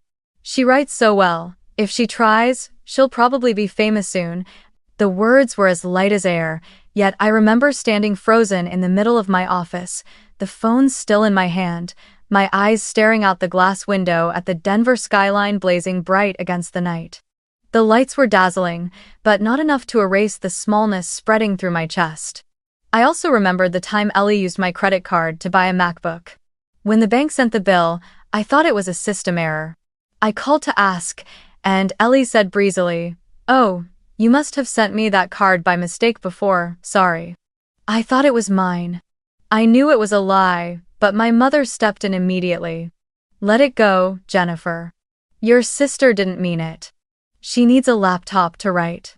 So I stayed silent again, paid the bill myself, and told myself that one day they would realize I was always the one holding everything together. But sitting here in my car, in the middle of this white snow night, I understood that day would never come. I had spent my entire life trying to make them proud when they had never intended to be proud of me. I used to think I was a victim of a toxic family, but tonight I realized I was also at fault because I chose to stay. I chose silence when I was insulted, chose to help when I was taken advantage of, chose to stay when I should have left. I had taught them that I would always endure, that I was the place they could unload their burdens and walk away without looking back. I had turned myself into the shadow they needed, and when that shadow became too obedient, they forgot it was also a human being. I turned on the heater, glanced at the rearview mirror, and saw my own reflection blurred in the glow of the streetlights. I barely recognized the woman staring back at me anymore, a tired face, empty eyes, lips pressed tight as if holding back a lifetime of unsaid words. And then, I laughed. A laugh that was both sad and strangely light. Because at last, I understood. They had said, "We wish Ellie was our only child," but in truth, that no longer mattered. From this moment on, I would make that wish real. They wanted a life without me? Fine. They would have it. As I merged onto the highway toward Boulder, the snow came down heavier. The sky was pitch black, the only light a faint glow from my headlights reflecting off the white ice.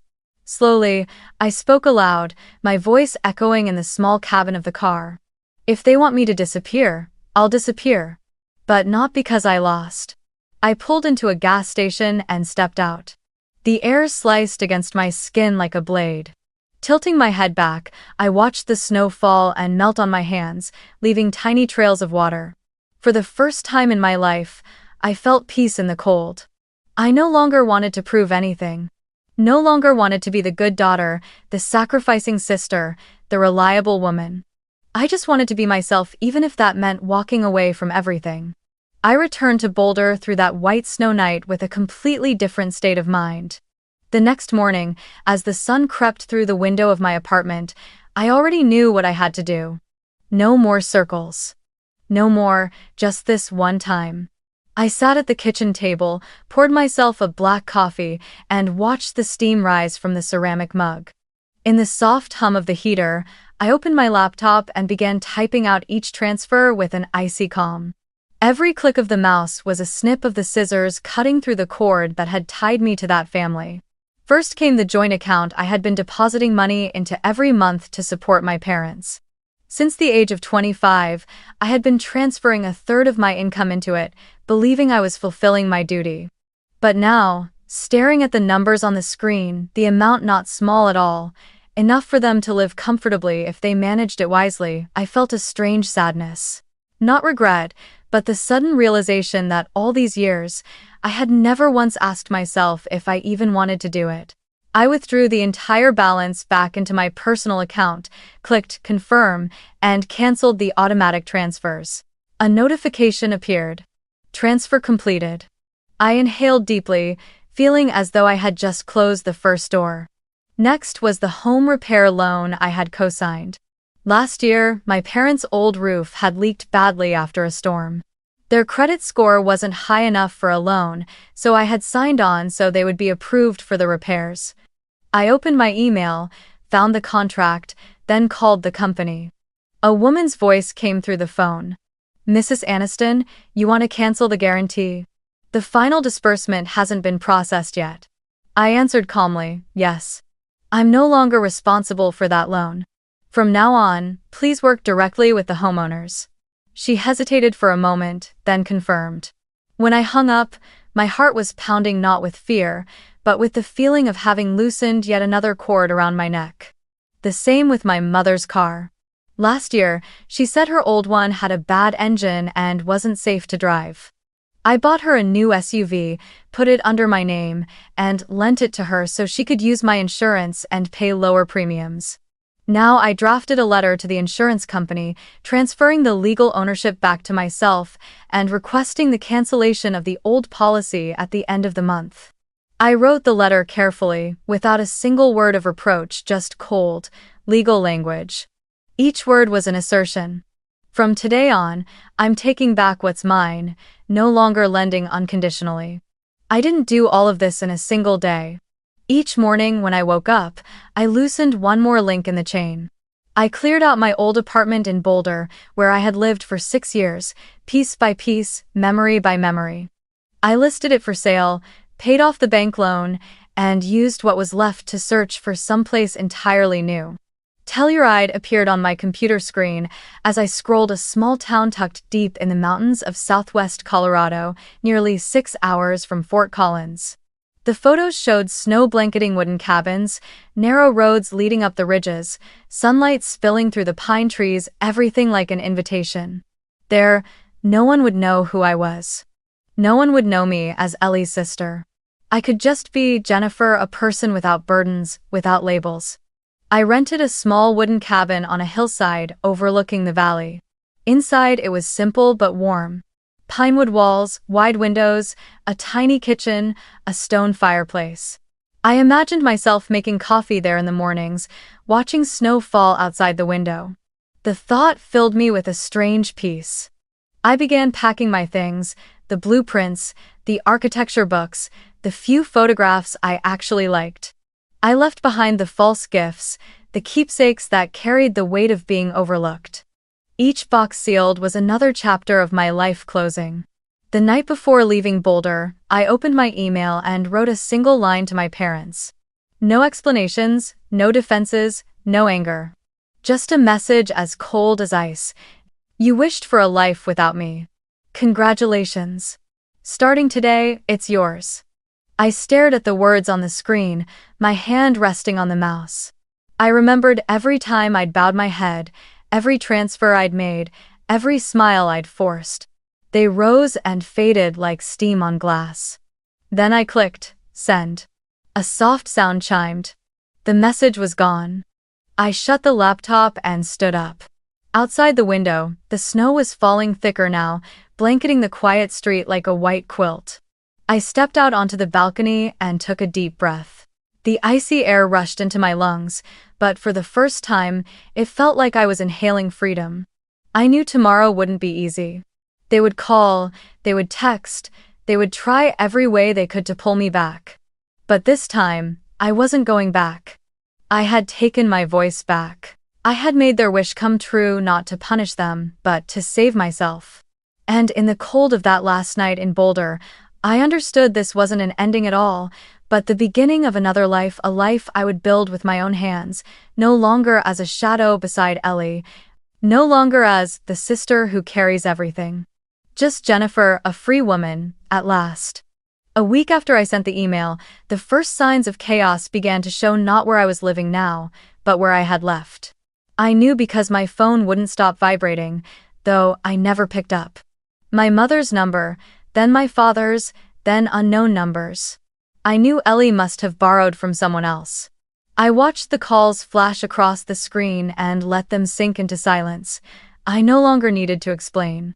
Every word I had ever spoken, every plea, every effort to prove myself had been thrown out the window by them long ago. Now they would have to live with the wish they had spoken aloud, a life without me. On Monday morning, I received an automatic email from the bank, a copy of the old statement for the account I'd once shared with my parents to help them cover the monthly mortgage. This time, a red line stood out. Automatic payment failed, insufficient funds. I let out a small laugh, not out of glee, but because it was exactly as I'd predicted. Every month, I had quietly topped off the shortfall because their retirement income wasn't enough to cover the bills. Now that mortgage had no one standing behind it. The first shield had fallen. I could almost picture my mother panicking when the bank called, her voice trembling at the thought of losing the family home I had been helping to sustain all these years. 3 days later, another email arrived, this time from the insurance company. Since I had canceled the policy, the SUV my mother drove was no longer legally insured. I imagined she kept driving as usual until one cold afternoon when a police officer pulled her over for a routine check. I could see it so clearly, her in a heavy winter coat, hands trembling as she handed over the papers and received a ticket for driving without valid insurance. My mother, who had always prided herself on being the perfect household manager, had probably never imagined such a moment. Then came Ellie's turn. She called in the middle of the night, leaving a voicemail nearly 4 minutes long. I listened to it once just to confirm that she was still exactly who she'd always been. Confident, blaming, and dramatic. "You're so petty, Jennifer. I only wanted to borrow a little money to open my writing studio, but the bank said they couldn't approve it because you withdrew your guarantee. Do you know what that's done to me? Mom's been crying all day. Do you want to see us fall apart? Fine, you win. You've always been the cold one." I listened to that voice, a mix of anger and pleading, and realized I felt nothing. No pity, no fury, just absolute stillness. My father was next. He called repeatedly, leaving short messages, sometimes commanding, sometimes pleading. "Call me back. This has gone too far. Your mother's falling apart, please come home. Stop acting like a child, Jennifer." Each word echoed in my head, and all I could think was, if only he knew how grown up I became the moment they kept treating me like a child, maybe he wouldn't have said that. I didn't delete the messages, I simply turned off notifications. Every missed call, every unheard voicemail became another brick in the wall of freedom I was building, the wall I had never dared to construct before. In Telluride, my life began to find its rhythm. Each morning, I woke early and opened the window to breathe in the crisp mountain air. The sunlight glistened on the snow, so bright it made my eyes squint. I bought a small wooden table and placed it by the window where I could work on freelance design projects. When I drew, time seemed to stop. No more ringing phones, no more voices filled with guilt or blame, just the sound of a pencil gliding across paper and the steady beat of my heart.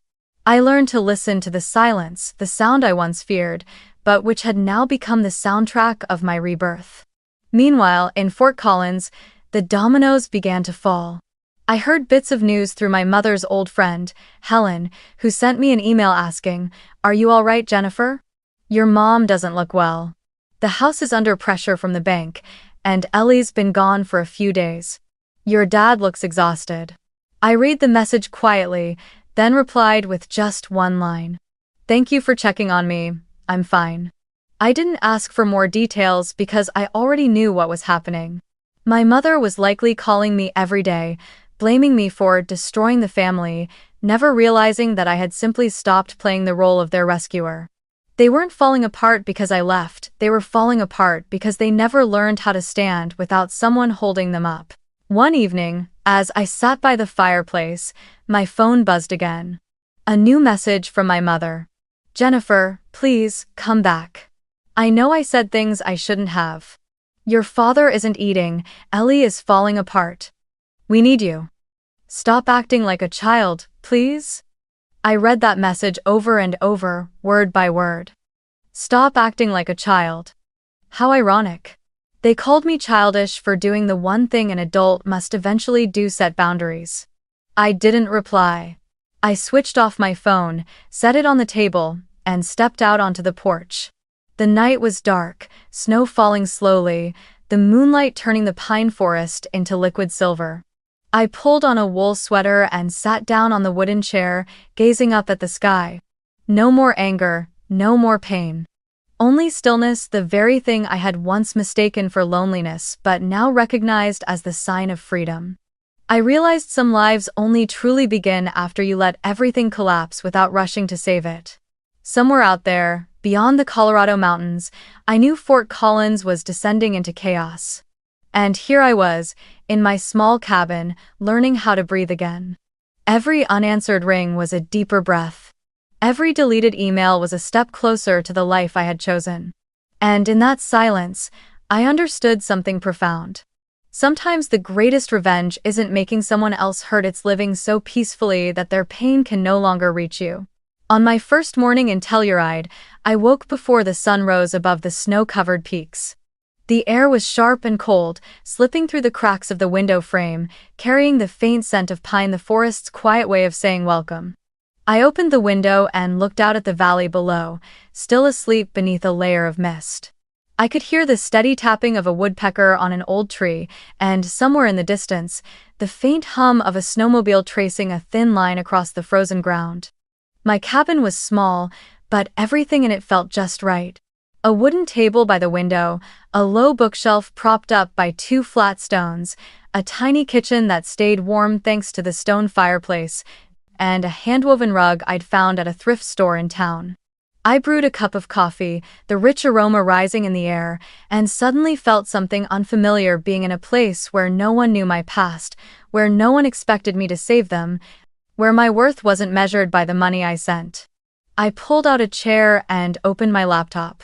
The screen lit up with my teaching schedule. 3 basic studio classes for first-year architecture students from a community college in Denver, and a private workshop I had just launched on an online platform. I greeted them with a calm good morning and guided them through sketching shapes by hand before moving to digital tools, reminding them to find the natural light in their room before switching on lamps, because real light will teach you more about space than any textbook ever could. Faces filled the small squares on my screen, curious, clumsy, but bright-eyed. When they held up their sketches to the webcam, I didn't just see lines and angles. I saw what architecture had always taught me, that inside every structure, there's a story waiting to be heard. During my lunch break, I turned to the old design drafts I had once stuffed into the bottom of a drawer, sketches I'd abandoned with excuses like no time or no budget, when in truth, I just hadn't been brave enough to make time for myself. I spread the paper across the table, sharpened the tip of my 2B pencil, and drew the horizon line of a single-story house opening toward a sloping hillside. I added a beam of light streaming from a skylight into the kitchen, imagining the warmth of afternoon sunlight spilling across the dining table, a space free from words that made anyone shrink. With every line I traced, my breathing grew lighter, as though the pencil itself was carving a hidden passage into a chest that hadn't taken a deep breath in years. Dusk came quickly in the mountains. When I stepped outside to take out the trash, I noticed the cabin next door flickering to life with a warm yellow glow. The door was half open, and a man with tousled brown hair and a thick down jacket was backing out carefully, cradling a massive tripod against his chest, a camera backpack bulging behind him. He fumbled and nearly tripped on the steps. I laughed softly, stepping over just in time to catch the edge of the tripod before it hit the porch. "Thanks," he exhaled, his cheeks flushed red from the cold, his voice deep and steady. "I'm Eric. Just rented this place for the month. I'm here to photograph the San Juan Range in winter." I introduced myself, gesturing toward the pine forest, rambling a few words about the cliff at the end of the trail where the sunset view was spectacular. He smiled. "I'm chasing the blue light before it disappears. It's funny, I used to think snow was just one color. Turns out it's a whole palette if you stand still long enough to see it." That line caught my attention. Someone willing to stand still long enough, that wasn't something you heard often in a world addicted to hurry. In the days that followed, we exchanged simple greetings across the porch. He was always leaving early, returning late, a tripod slung over his shoulder, while I stayed tangled in lesson plans and half-finished drawings. On Wednesday night, as the wind whistled through the gutters like a flute and the power flickered out across the area, I was feeding logs into the fire when I heard a gentle knock. Eric stood at the door, holding a kettle of boiling water and a packet of cocoa. "The power's out at my place too," he said with a grin. "I've got a camping stove, thought you might want a warm drink." We sat by the fireplace, the flames dancing against the stone, the scent of chocolate rich in the air, and the conversation found its own rhythm. Eric told me he was born in New Mexico, raised by his mother, and grew up with an old film camera she'd bought from a flea market. His biological father, he said, was nothing more than a name on a birth certificate. I used to wait for him at vague meeting spots all through my childhood, Eric said, his eyes fixed on the fire. Every time he didn't show up, my mom would teach me something. You can photograph a shadow that stretches as far as you want, but don't mistake it for a real person. I stayed quiet for a long while, feeling that sentence unlock a hidden drawer inside me. Then, as if drawn by a gentle pull, I began to tell him about Fort Collins, about the long dinner table, the store-bought pumpkin pie my mother gave. A touch of soul, and the words, "We wish Ellie was our only child." I didn't dramatize it or hold anything back. I spoke the way someone might place stones carefully, one by one, to rebuild a path that was once lost. Eric didn't interrupt. He only nodded, asking short questions just enough to let me know I was being truly heard. Where was your body in that moment? How long did you keep trying? Have you forgiven yourself for staying? I answered each one, saying aloud for the first time things I'd only ever thought during late-night drives through the snow. When I finished, the warmth in my face seemed to fade, replaced by a strange lightness, as if the slope I had been climbing my whole life had suddenly softened. I looked around the cabin, nothing had changed. The fire still burned, the mugs of cocoa still steamed, yet somehow the air felt larger by half a breath. In the days that followed, Eric invited me on short walks through the edge of the forest. He showed me how he waited for light, setting up the camera early, framing the shot, and then sitting still until the sky shifted tone in a way most eyes would never notice. "Light is the first storyteller," he said. "Photography is just choosing where to pause the story and keep a piece for yourself." I laughed and said architecture was the same. I just arranged the letters for light to pass through. We walked in silence for a long stretch, listening to snow fall soundlessly and the tap of a bird somewhere in the trees, like punctuation in a quiet sentence. With him, I didn't have to fill the silence to make someone comfortable. Silence was allowed to simply be silence. One evening, as the light faded, Eric invited me over to his cabin to see the photos he had just developed. The walls were lined with small frames, the jagged ridges of a mountain where the clouds had opened a gap, the shadows of pine trees stretching across a frozen lake like someone's outstretched arms, a ripple in the snow where the wind had carved a wave. I stood for a long time before one photograph of a small wooden house crouched in the middle of a vast white landscape. Tiny bird tracks dotted the roof, and a warm yellow glow filled its lone window like the eye of someone who stayed awake late. "That house reminds me that there are still things in this world that stand firm, even when the wind changes," he said. I swallowed a strange gratitude, because it felt as though he had just spoken for me for my little cabin. That night, I sat at my desk and reopened the sketch titled A House for One. For the first time, I drew it as if it were meant for me. A window framing the western pines, a skylight above the kitchen to let the rain play its music, a reading nook just big enough for one person and an imaginary cat. In tiny letters, I wrote a note at the corner. Safe space where silence doesn't need permission. On some evenings, after long hours of teaching that left my throat dry, I would walk to the edge of the hill, breathe in the scent of pine, and listen to the faint cracking of distant ice, a soft reminder that everything is shifting, slowly but surely. My phone still buzzed now and then with a stray call or two. I kept it on silent, face down, like placing the final stone to block an old stream. From that distance, I could see a truth that no longer hurt. I no longer belonged to the place I had left. And strangely, the sadness that came with that realization felt light, almost tender. One evening, as we carried firewood inside before a snowstorm, Eric asked, without looking at me, "Do you think you'll ever go back?" I shook my head. "I'll go back to my own version of me, the one I abandoned for too long. As for them, probably not." He said nothing, only placed another log into the fire. In the crackle and pop of burning wood, I suddenly saw a truth I had never named before. Sometimes, family isn't where you were born, it's where you are finally seen. In Telluride, among the snow and the pines, between the tapping of woodpeckers and the steady breathing of a neighbor who knew how to wait for light, I began, for the first time, to feel myself taking shape. No longer a shadow of anyone. I stopped counting how many times they called, stopped measuring how often I had helped. Each morning I opened my eyes was a blank page. Each night I closed my door was a soft line written across it. Today, I lived on my own terms. And within that simplicity, a quiet rebirth was taking place, not loud, not performative, not in need of validation like an underground spring searching for a way out beneath the frozen ground.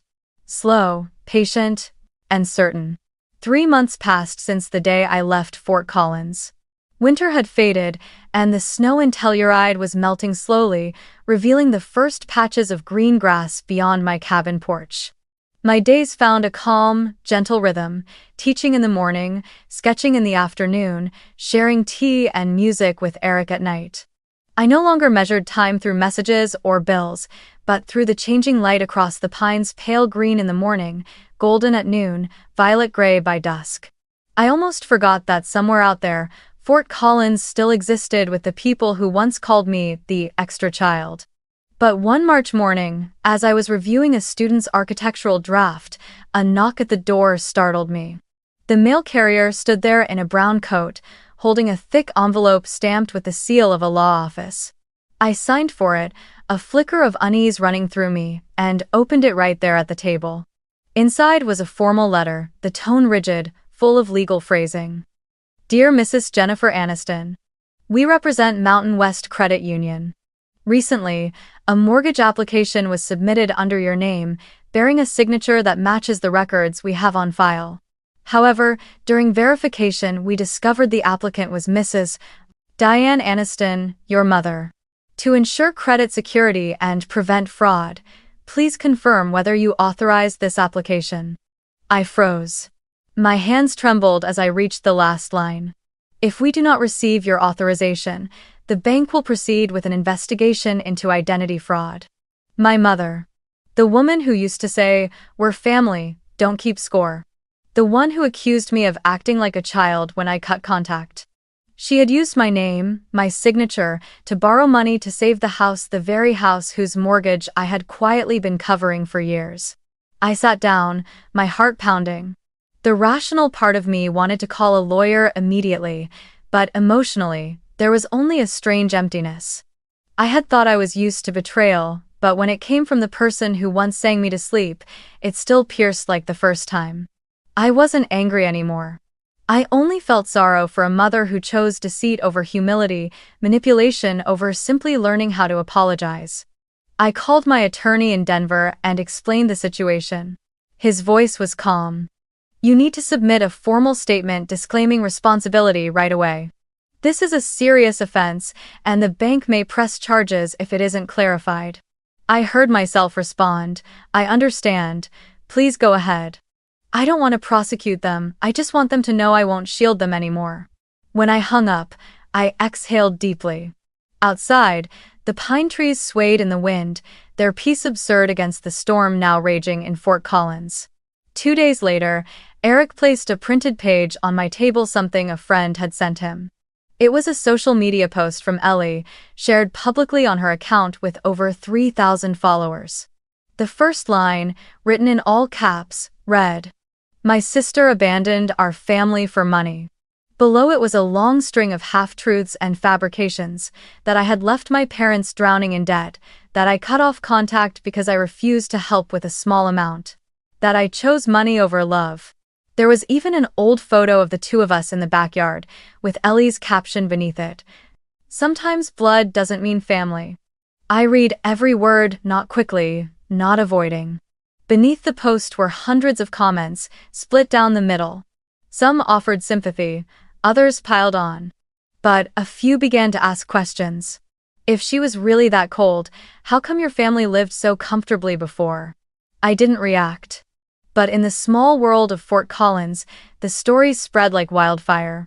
Old neighbors, high school classmates, they started piecing together the fragments they remembered. They recalled how I used to come home early every year to help my mother prepare for Thanksgiving, how my mother's new car had once been registered under my name, how I was the one who co-signed when they repaired their roof. All the truths that had long been buried under the illusion of family love began to surface, one by one. An old friend messaged me. "People are talking about your mom at the cafe near your old house. They said she used your name to take out a loan." Everyone's shocked. I didn't reply. I simply closed my phone. I didn't need to defend myself anymore. The truth was speaking for me. And then, just as it always happens with houses built on false foundations, everything truly began to collapse. My parents were investigated by the bank, their accounts were temporarily frozen. The house they had proudly claimed was almost paid off, turned out to be far more in debt than they realized. They began to fight. I heard it all from Helen, the neighbor who had been close to my mother for over 20 years through an email she sent. "Your mother blames your father for not stopping Ellie from overspending, and your father says your mother ruined everything by using your name for the loan." They yelled all night. I'm honestly afraid they might divorce. Her words were filled with disbelief, as though she couldn't comprehend how the once model Aniston family had become the town's scandal. Ellie, after her post backfired, deleted her account and vanished from social media. I heard she moved in with her boyfriend in California, taking with her those unfinished manuscripts that were never published. My mother withdrew from her friends, and my father quit his job at the accounting firm because he couldn't stand the whispers behind his back. So she'd been living off her eldest daughter's money all these years, people said. And they were right. They finally had the life without me they'd wished for and mocked me about for so long. Now they were living it completely. A life without the one who paid the bills, without the one who carried the responsibility, without the hands that had held everything together under the name of duty. A life where comfort no longer had anyone left to sustain it. I felt no joy, no sense of vindication. Only a strange silence, like standing outside a building I had once helped construct and watching it crumble because its foundation had long since rotted. One evening, as Eric and I sat on the porch, watching the mountain peaks turn gold beneath the setting sun, he asked, "Do you feel satisfied?" I shook my head. No. I just feel lighter. The truth is finally free and so am I. He nodded quietly, saying nothing more. We sat in stillness, listening to the wind weave through the forest, the scent of pine and snow blending in the air. I closed my eyes, and for the first time in years, my heart carried no trace of guilt. They had gotten what they wanted, a life without me. And just as I had once said, it was crumbling. But for me, their collapse was not an ending, but a rebirth. Because sometimes you have to let an old house fall so that the light can finally find its way in. After everything, on an afternoon when the first spring winds began to move through the pines on the slopes of Telluride, carrying the scent of resin and damp earth after rain, the sky broke into a soft Sunday. The snow was almost gone now, revealing small shoots of green grass around the cabin. I was sitting by the window, adjusting a few design sketches, when I heard the engine of the mail truck down the hill. The mail carrier raised a cream-colored envelope and waved. "For Miss Aniston." "Oh." I stepped outside to take it, and as soon as I saw the rounded, slightly leaning handwriting on the front, my heart sank. The uneven letters, slanting, left my mother's handwriting. I stood on the porch for a long time, the envelope light yet heavy as though it held a stone inside. It had been more than half a year since I sent that last email, the last time I'd heard their voices. Since then, only a handful of missed calls and deleted messages I never opened. I had thought the cord between us had truly snapped. But now, holding the letter in my hands, I could feel it still there, not as a chain anymore, but as a thin thread of something left unsaid. I went back inside, brewed a cup of mint tea, and sat at the wooden table. I stared at the envelope for a few more seconds, then gently opened it. Inside were 3 handwritten pages. The first line made me stop breathing. "Jennifer, my daughter. If you're reading this letter, it means I've lost the courage to call. I know I no longer deserve to hear your voice." The handwriting trembled, ink smudged in places as if it had absorbed tears. I kept reading. Your father and I were so blind, Jennifer. We thought love meant control, that criticism would make you better, when in truth it was only selfishness dressed up as care. I was always proud of Ellie because she was weak and needed protecting, and I forgot that you needed love too, no matter how strong you seemed. I taught you to endure instead of to be understood. And when you disappeared, this house became so empty. I finally realized the only person who had ever truly held everything together was you. I stopped reading and looked out the window. Sunlight slanted through the pine branches, scattering shimmering patterns across the table. I closed my eyes and inhaled deeply. The forest was as quiet as ever, only my heart beating one slow, heavy rhythm. Then I turned to the next page. Your father is no longer the same. Since the bank came, he hardly leaves the house. The doctor says it's depression. He barely speaks now, just sits on the porch staring at the road where you used to drive home for the holidays. Ellie has moved into a small apartment in the city, unemployed and saying she's going to rewrite her life. I don't blame anyone anymore. I don't even have the strength to argue. I've sold the house. They came and took down the curtains you sewed back in college. I've kept a few things, the bowl you broke but glued back together, the photo of all of us in the apple orchard, and the drawing of your wooden house. Now, looking back, I understand. You weren't just drawing walls. You were drawing a dream of a place where you could be yourself. Here the handwriting began to tilt and waver. I could picture my mother sitting at the old dining table, the yellow lamp casting light on her tired face, her hand trembling around the pen. I read on slowly, afraid that any sound might shatter the fragile moment. I'm sorry, Jennifer. There aren't words enough to undo the years I made you feel invisible. But I hope that, if someday you read this letter, you'll know I finally see it. Even if it's late, I still want to say what I should have said long ago. I'm proud of you. Not because you sent money, not because you were accomplished, but because you dared to live true to yourself. I wish you could forgive me, but if you can't, I understand. Just know that I will carry this regret for the rest of my life. The last page held only one small line, the letters shrinking as though whispered. Be happy, Jennifer, I love you. I set the paper down on the table and stared into the quiet space in front of me. The tea had gone cold, the faint scent of mint drifting in the air. I didn't cry. Strangely, the tears no longer knew how to find their way out. There was only stillness deep, like the bottom of a spring lake.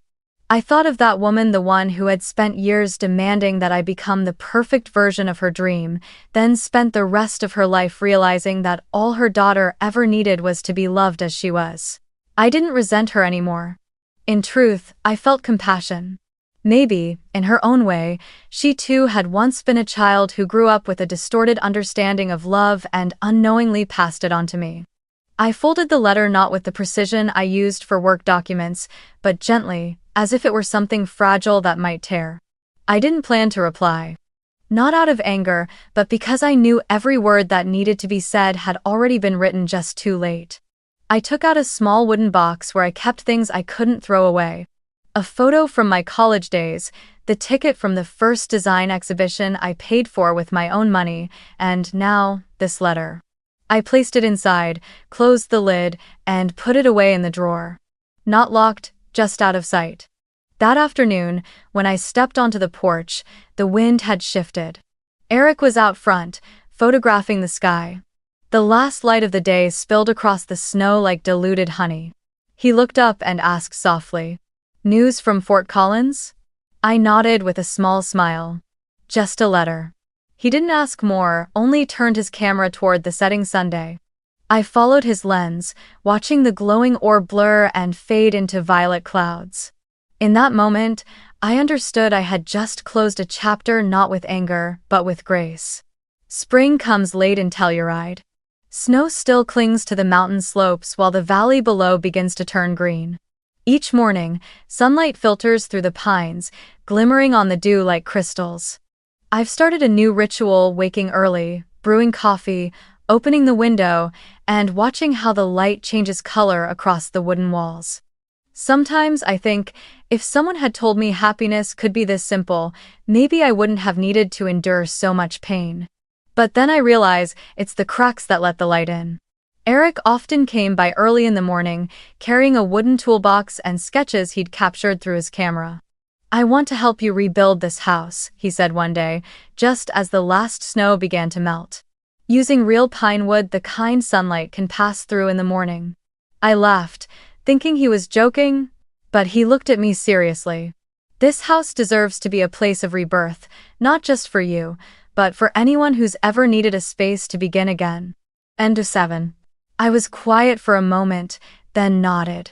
And so, from the early days of April, we began rebuilding the little cabin, not to change it completely, but to let it become a more mature version of itself.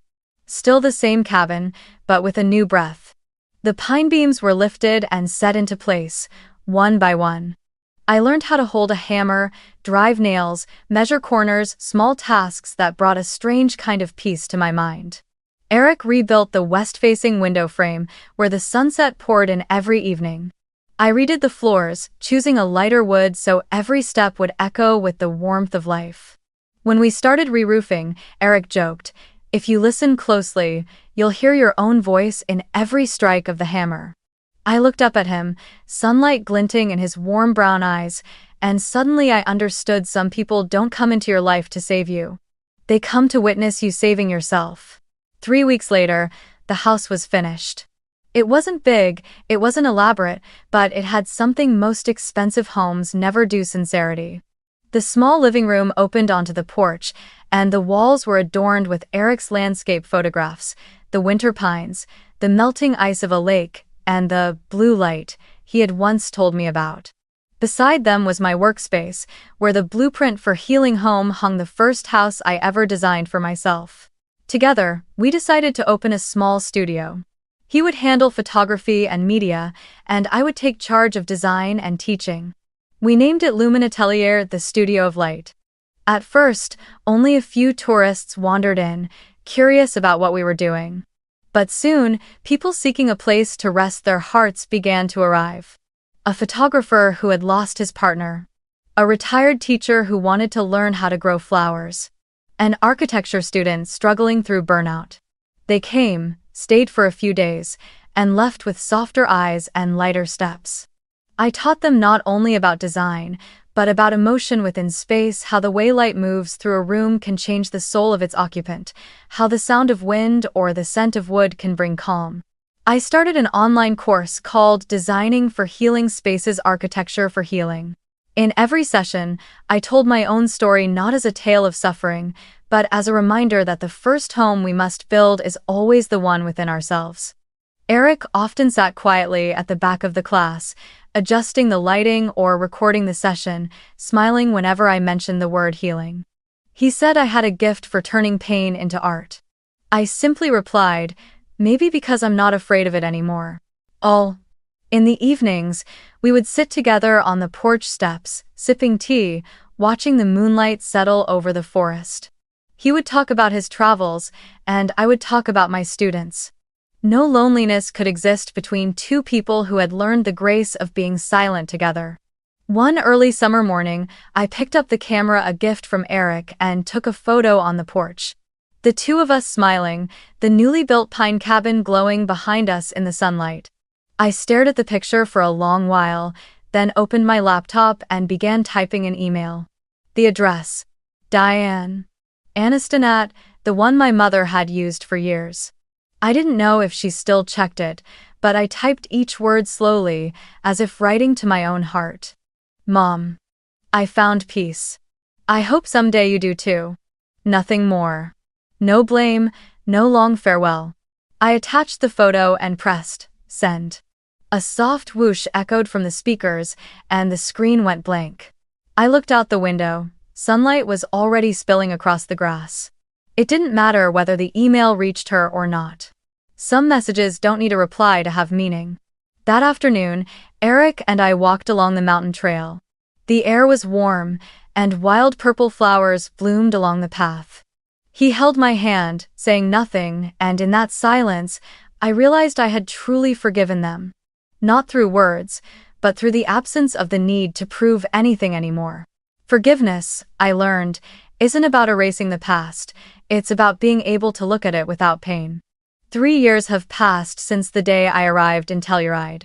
Time, like the spring snow melting over the ridges, has quietly settled over the scars, not to erase them, but to make them part of the landscape. Life here moves slowly, peacefully. Each day, I understand a little more about what being at peace truly means. I'm no longer the woman who drove through a snowstorm trying to escape her pain. I'm the woman who stayed, who built her own warmth, a life that no longer needs to prove anything to anyone. Eric and I had been through 3 winters, 3 springs, and hundreds of bright mornings in the White Valley. Together, we expanded the studio, teaching, photographing, and sharing our journey of healing through space and light. Lumen Atelier slowly became a small sanctuary for those searching to find themselves again, people who, like me once, carried old wounds, were told they weren't enough, or were silenced inside their own homes. Every time someone walked through our door, I saw a reflection of myself in them: cautious eyes, hesitant steps, and then, gradually, the return of a genuine smile. In our 3rd winter, Eric proposed. It was snowing lightly that day, the flakes dancing through the air like a wordless symphony. He had built a frame out of pine wood, and inside it was a photograph I had taken during our first year together, the small wooden cabin we built, sunlight streaming through the doorway, me standing there smiling, holding a cup of coffee. Beneath the photo, he had written, "Marry me, let's keep building together." I laughed through tears before I even realized they'd fallen. I didn't need to think. I simply nodded. The wedding took place at the end of March, on the snowy hill behind our studio, where the sunset bathed the valley in gold. Friends, students, and former guests of Lumen Atelier came, bringing wildflowers, candles, and soft wishes. There was no loud music, only the wind, laughter, and the quiet whisper of snow. I wore a simple white dress, a few pine sprigs at the waist. Eric wore a gray suit, holding a bouquet of wildflowers he'd picked that morning. When I stepped out, the crowd fell silent, not because of the dress, but because of the atmosphere. It was warm, serene, as if the entire world was smiling with us. Ellie didn't come. I had expected that. She didn't reply to the invitation, only left a short message online. "I wish you happiness, sis. We're just not meant to stand in the same story anymore." I read it quietly, feeling neither anger nor sadness. Sometimes, distance is the kindest form of love between 2 people who have hurt each other too much. Mom was different. A week before the wedding, I received a package. Inside was a letter, the handwriting still trembling, still familiar. "Jennifer, I heard you're getting married. I won't be there, maybe my presence would only make things harder for you. But I want you to know that I'm proud. You found something I never knew how to keep. Peace. I wish you happiness. And if you can, please forgive us, so I can finally rest my heart. I love you." I read the letter in the living room, the fire flickering softly beside me. Eric stood next to me, his hand resting gently on my shoulder. I didn't speak, I just nodded, folded the letter carefully, and placed it into the wooden box where I kept all the things that had already found their closure. Forgiveness doesn't need a ceremony. Sometimes, a silent blessing sent across the distance is enough. That evening, Telluride was breathtakingly beautiful. The sky was pale blue like silk, the snow glittering under the last rays of sunlight. Friends gathered around us in a wide circle. Eric looked at me, his eyes calm and steady. When the officiant asked, "Do you, Jennifer Aniston, take this man to be your husband?" I smiled, my voice trembling but strong. "With all that I've been, and all that I've learned, yes, I do." After the ceremony, when everyone had drifted away, Eric and I stayed behind on the hill. I looked down at the valley below, where the last golden light shimmered across the snow. The world was so still it felt like a dream. I stepped up to the small wooden platform where the microphones still stood and looked at the faces gathered below. There's something I've learned, something I wish I had known sooner. Sometimes, we spend years trying to earn love from the wrong people. We try to fit ourselves into rooms that were never built for us. Until one day, silence teaches us, you don't have to stay where you're unseen, you can walk away, you can start again. And that's not failure, that's freedom. No one spoke. Only the sound of the wind and the soft crunch of snow beneath someone's shoes.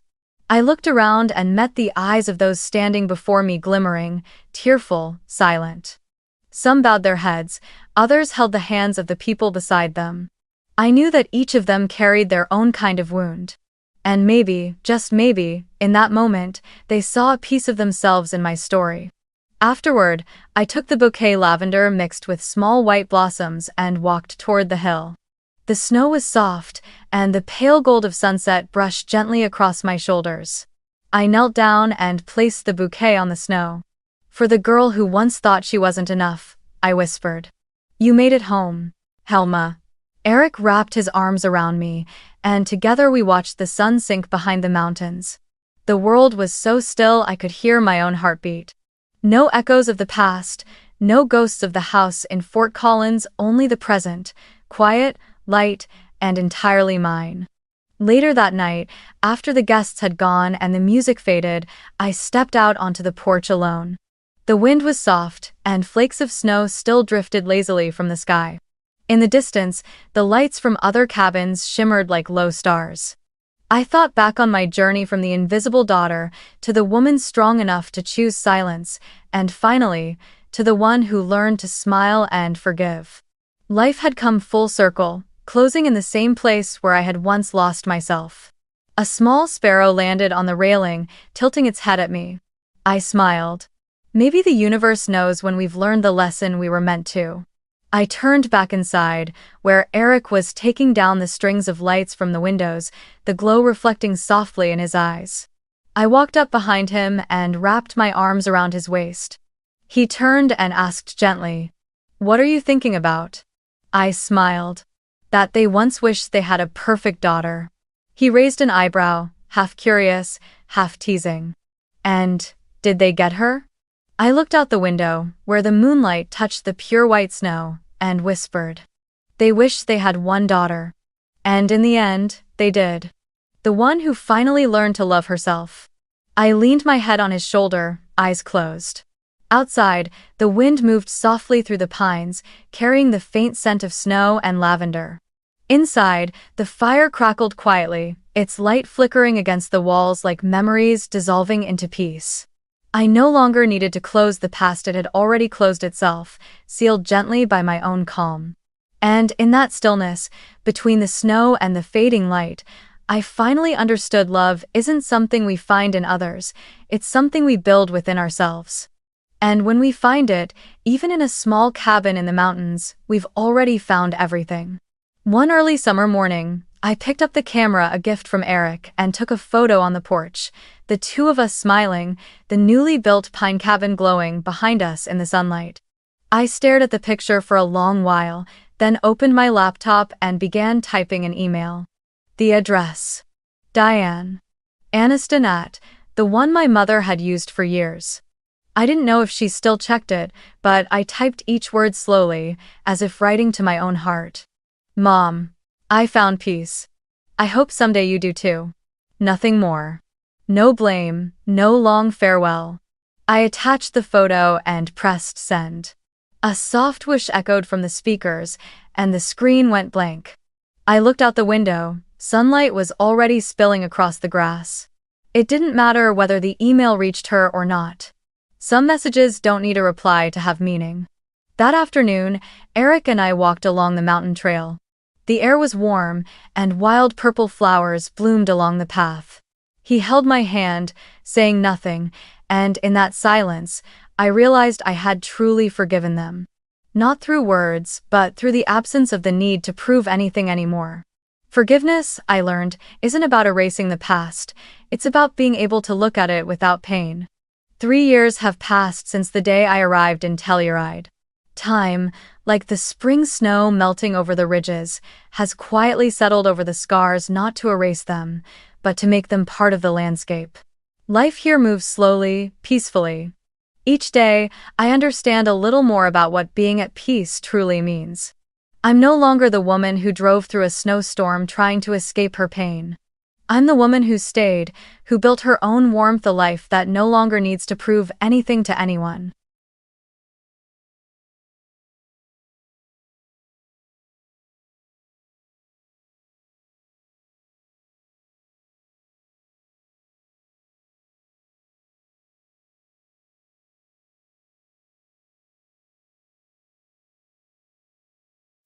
My husband died in a fire, and during my son's baptism, my sister said, "Are we having a barbecue? Or is her husband the only one who can turn into one?" Before continuing the story, let us know in the comments which city you're watching from. Don't forget to subscribe to the channel. Hit the notification bell so you won't miss more stories, and leave your like on the video. I never thought I'd be planning a baptism alone. 8 months after the fire that took my husband, I stood in our kitchen. His kitchen, really. The one he renovated with his own hands during his days off from the fire station, arranging white roses in crystal vases. Everything had to be perfect, not because I cared about impressing anyone, but because perfection was the only thing keeping me from falling apart completely. The house felt too big without him. Every corner held a memory: his boots by the door, the coffee mug he never put in the dishwasher, the baby monitor he installed with such care, checking it 3 times to make sure it worked. Now it was just me and our son. This tiny human who would never remember his father's laugh, or the way he sang off-key lullabies at 3 in the morning. I'd spent weeks preparing for this day. The invitations had gone out 6 weeks prior, cream cardstock with gold lettering. I'd taste-tested 3 different bakeries before settling on the vanilla cake with buttercream roses.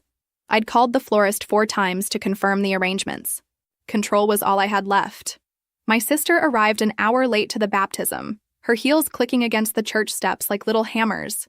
She wore black, not morning black, but that deliberate, fashionable black that screamed, "Look at me." Her smile was sharp as she air-kissed my cheek, leaving a smudge of red lipstick near my ear. "Everything looks lovely," she said, her eyes scanning the decorated hall. "You've really settled into the widow role, haven't you? The house, the life insurance, playing the grieving hero's wife. It must be nice, having everyone feel sorry for you." Her voice was honey-coated poison, delivered with that practiced sweetness she'd perfected over the years. I didn't respond. I'd learned years ago that my sister fed on reactions the way some people feed on attention. Instead, I adjusted my son's baptism gown, the same one my husband had worn as a baby, carefully preserved by his mother, and walked away, feeling her eyes burning into my back. The ceremony was beautiful. The priest spoke about new beginnings and God's grace, about innocent souls and protective love. I held my son, our son, and felt my husband's absence like a physical weight pressing on my chest. People cried. They always cried at these things, but especially when the widow is young and the hero is dead. I saw my sister in the 3rd row, dabbing at her eyes with a tissue, her performance as polished as always. The reception was held in the church hall. I decorated it myself with white streamers and silver balloons, with photo collages of my husband in his uniform scattered on every table. People told stories about him, about the lives he'd saved, about his terrible jokes and his generous heart. My son slept through most of it, peaceful in his bassinet while his father was mourned all over again. Later that night, after everyone had left and I'd finally gotten the baby down, my phone buzzed. It was my best friend, the one who'd helped me address invitations and pick out the cake. "I need you to hear something," she said, her voice tight. "I wasn't going to tell you, but you deserve to know." She sent an audio file. WhatsApp. Forwarded from someone who'd received it from someone else. I almost didn't press play. Some instinct told me that once I heard it, something would change forever. But my finger moved anyway, and suddenly my sister's voice filled the quiet nursery. She was laughing, not just chuckling, full-on cackling, the kind of laughter that has no warmth in it, only cruelty. "God, I can't believe we have to sit through this whole baptism thing tomorrow." Her voice crackled through my phone speaker. The audio was from the night before. While I'd been up late folding programs, she'd been mocking me. "What do you think they'll serve? Barbecue? Or is her husband the only one who gets to turn into that?" Someone else laughed with her. I didn't recognize the voice. The audio continued. More jokes. More venom. Something about me cashing in on tragedy. But I'd stopped listening. My hands had gone numb. I looked down at my sleeping son, his tiny chest rising and falling with each peaceful breath, completely unaware that someone had turned his father's death into a punchline.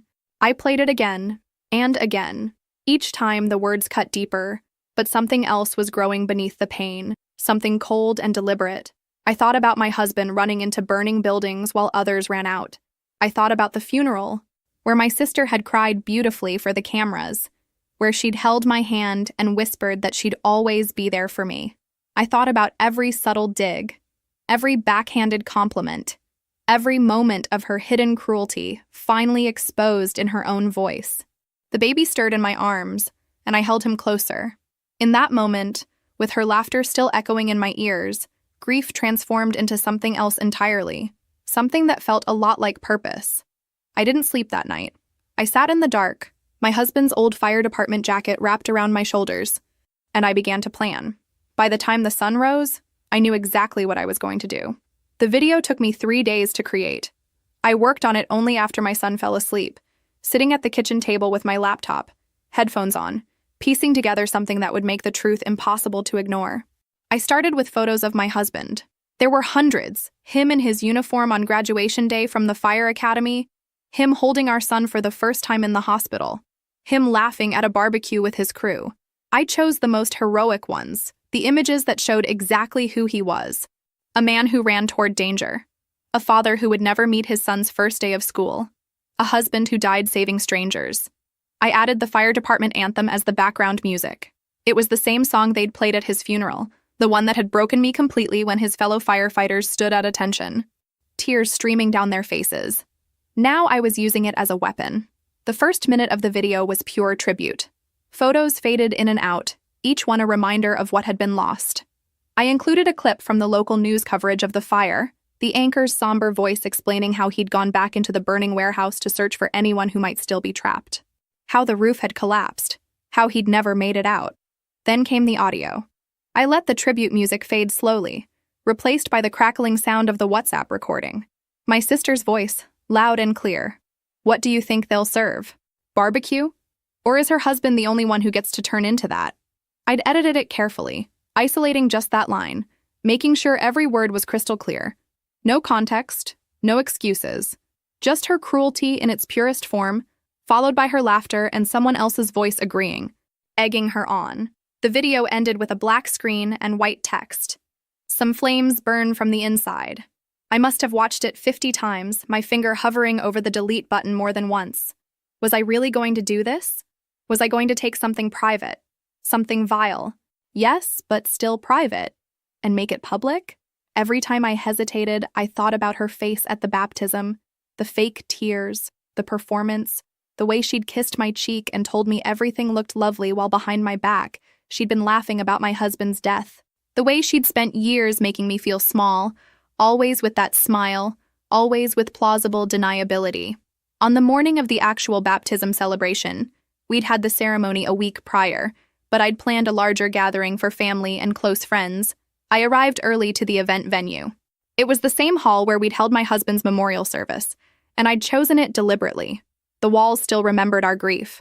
I'd told the venue coordinator I wanted to show a tribute video during dinner, and she'd been touched by the idea. What a beautiful way to honor him, she'd said, helping me connect my laptop to the projector and sound system. No one suspected anything. Why would they? I was the grieving widow, the young mother trying to give her son some sense of family, trying to honor a dead hero. I was playing my role perfectly. The dinner went smoothly. My parents sat at the head table with me, my son in a high chair between us, gumming a teething ring. My sister sat 2 tables away with her friends, laughing too loudly, drinking too quickly. She'd worn white to a baby's baptism celebration, like she was the bride at someone else's wedding. When dessert was served, I stood up and tapped my glass. The room fell quiet. I want to thank you all for being here, I said, my voice steady. I'd practiced this. My son will grow up knowing he was surrounded by love from his first days. I've put together a short video tribute to his father, and I hope you'll watch it with me. I nodded to the coordinator. The lights dimmed. The projector hummed to life. For the first minute, everything went exactly as planned. People cried quietly. I heard someone blow their nose. My mother reached over and squeezed my hand. I watched my sister out of the corner of my eye. Even she had tears in her eyes, probably proud of her performance. Then the music changed. The audio crackled through the speakers, filling every corner of the room. What do you think they'll serve? Barbecue? Or is her husband the only one who gets to turn into that? The laughter that followed was obscene in its clarity. It echoed off the walls, bounced back from the high ceiling, seemed to multiply in the silence that followed. I watched my sister's face drain of color. Her mouth opened, but no sound came out. Around the room, people turned to look at her, then at me, then back at the screen where the final message appeared. Some flames burned from the inside. The video ended. The screen went black. The silence that followed was absolute. Even my son, who'd been babbling happily, had gone quiet, as if he could sense that something irreversible had just happened. I didn't move, didn't speak. I simply stood there, my hand still holding my mother's, and waited for the world to react. The silence lasted maybe 10 seconds. Then everything exploded at once. My sister shot to her feet, her chair scraping against the floor with a sound like a scream. That was private. You can't. Her voice broke. She looked around the room wildly, seeing the stares, the shock, the dawning understanding on every face. You recorded me? She shouted, but her voice was shaking now. How could you? I didn't record anything, I said quietly. My voice carried in the stunned silence. Someone sent it to me. Someone who thought I should know what my own sister really thinks of my dead husband.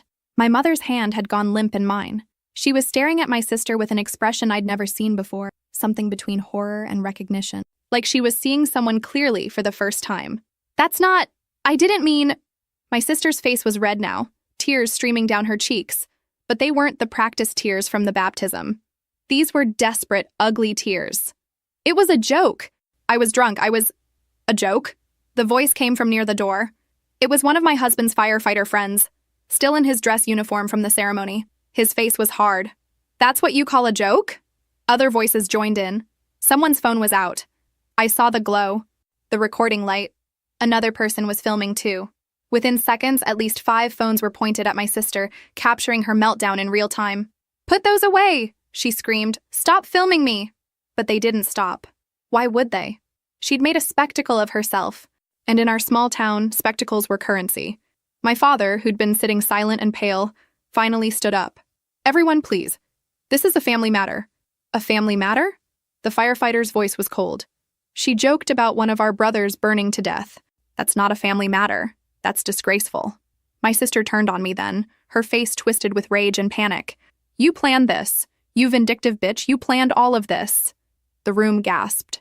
You don't curse in front of a baby. You don't curse in what's essentially a church event. But she'd lost control completely.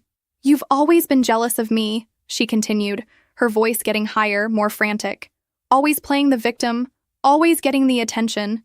Even now, even with your dead husband, you have to make it about you. That's enough. My mother's voice cut through the chaos like a knife. She stood up slowly, her face pale. That's enough. We're leaving. Mom, my sister started, but my mother held up her hand. Not you. Your father and I are leaving. You. She looked at my sister with something close to disgust. You need to figure out who you are and what you've become. My sister's friends were gathering their things, not meeting her eyes. One by one, people started filing out.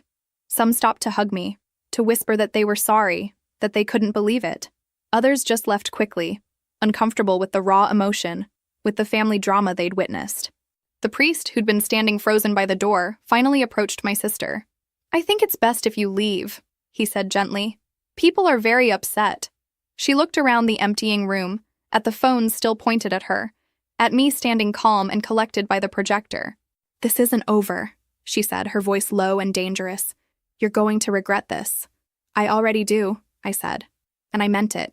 Not because I regretted exposing her, but because I regretted that it had come to this, that my husband's memory had to be defended at all, that my sister's cruelty had forced my hand. She grabbed her purse and stormed out, her heels clicking against the floor one last time. The door slammed behind her with a finality that echoed through the nearly empty hall. My mother approached me slowly. Did you know? She asked quietly. Did you know it would be like this? Yes, I said simply. She nodded, her lips pressed into a thin line. I need time to process this. Your father and I, we need time. She kissed my son's forehead, touched my cheek briefly, and left without another word. Soon it was just me, my son, and my best friend, who'd stayed behind to help clean up. We gathered the scattered napkins, the half-eaten cake, the abandoned wine glasses in silence. Are you okay? She finally asked. I looked around the destroyed celebration, at the video equipment still connected to the projector, at my son dozing peacefully in his carrier, completely oblivious to what had just happened. I don't know, I admitted. Ask me tomorrow. Outside, the cold air hit my face like a wake-up call. I strapped my son into his car seat, his small body warm and trusting, and drove home through streets that suddenly felt different. Smaller, more dangerous. I'd won something tonight, but I had no idea yet what it would cost me.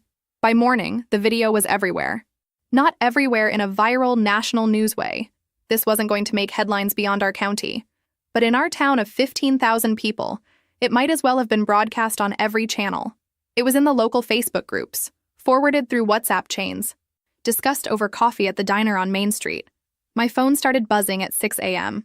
Texts mostly, some supportive. You did the right thing. She had it coming. Others less so. This was too much. You should have handled it privately. I ignored them all and focused on my son, on the simple routine of bottles and diapers and the soft sounds he made while eating. He was my anchor, the one thing that mattered more than any of this. The knock came at 9. My father, standing on my porch with his hands in his pockets, looking older than I'd ever seen him. "Can I come in?" he asked. We sat at the kitchen table, the same table where I'd edited the video. He held a cup of coffee but didn't drink it, just stared into it like it might have answers. "Your mother's not speaking to your sister," he said finally. "Won't even take her calls." "And you?" I asked. He was quiet for a long time. "I keep thinking about all the times I defended her, all the times you'd come to me, upset about something she said or did, and I'd tell you to let it go, that she didn't mean it." He looked up at me. "I should have listened." "Dad, no, let me finish." His voice was rough. I knew. Deep down, I knew she had a mean streak. I saw it when you were kids. The way she'd break your toys and blame you. I told myself it was normal sister stuff, that she'd grow out of it. "She's 32, I said quietly. He nodded. "Your mother's devastated. Not just about what your sister said, but about what you did. She thinks you went too far." "I know." He reached across the table, covered my hand with his. "And I'm here to tell you, your sister's talking to lawyers." The words landed like stone. "Lawyers?" "She's claiming you violated her privacy, that you defamed her. She wants the house. Says if you can afford to defend yourself, you can afford to give her what she's owed." After he left, I spent an hour on the phone with my insurance company, trying to understand what legal protection I had. The answer was, not much. The rest of the week unfolded in surreal slow motion. My sister lost her job. She worked at a dental office, and apparently several patients had complained. The dentist let her go. The town had divided itself almost overnight. The fire department and their families were firmly on my side. People who'd known my husband understood, but others whispered that I'd gone too far, that family matters should stay private. The church community seemed uncomfortable with the public shaming aspect. I started getting hate mail. Anonymous letters slipped into my mailbox telling me I was vindictive, that I was using my husband's death for sympathy. One letter said I was no better than my sister. I kept them all in a folder. The nightmares got worse. I'd dream about the fire that killed my husband, but in my dreams, my sister was there too, watching and laughing. I'd wake up gasping, my son crying in his crib. Both of us needing comfort neither of us could really provide. 2 weeks after the video, my mother finally called. "Come to dinner Sunday," she said. "No greeting, no small talk. Just you and the baby. Will she be there?" "No. Your father and I are trying to figure out how to have both our daughters in our lives. Right now, that means keeping you separate." Sunday dinner was tense. My mother barely looked at me, moving between the kitchen and dining room with mechanical efficiency. My father tried to make conversation, but everything felt strained. Finally, over dessert, my mother set down her fork. "She's going to sue you," she said flatly. "She's found a lawyer who thinks she has a case. Privacy laws, emotional distress, defamation. The video cost her her job, her reputation." "And what does she want?" I asked, though I already knew. "The house," my father said quietly. "The house your husband left you. Or its equivalent value. About $300,000. That's insane." "Maybe," my mother said. "But she's serious, and we can't stop her. We can't fix this." She looked at me then, really looked at me, and I saw something in her eyes I'd never seen before. Not just disappointment, but a kind of weary resignation, like she'd finally understood that some things in families break beyond repair. I drove home through dark streets, my son sleeping in his car seat, and felt the first real stirrings of fear. Not fear of my sister, but fear of what I'd started. The house where we'd planned to raise our son. The house that still smelled like him, that held all our memories. I'd wanted justice. I'd wanted the truth exposed. But justice, I was learning, came with a price tag I hadn't considered.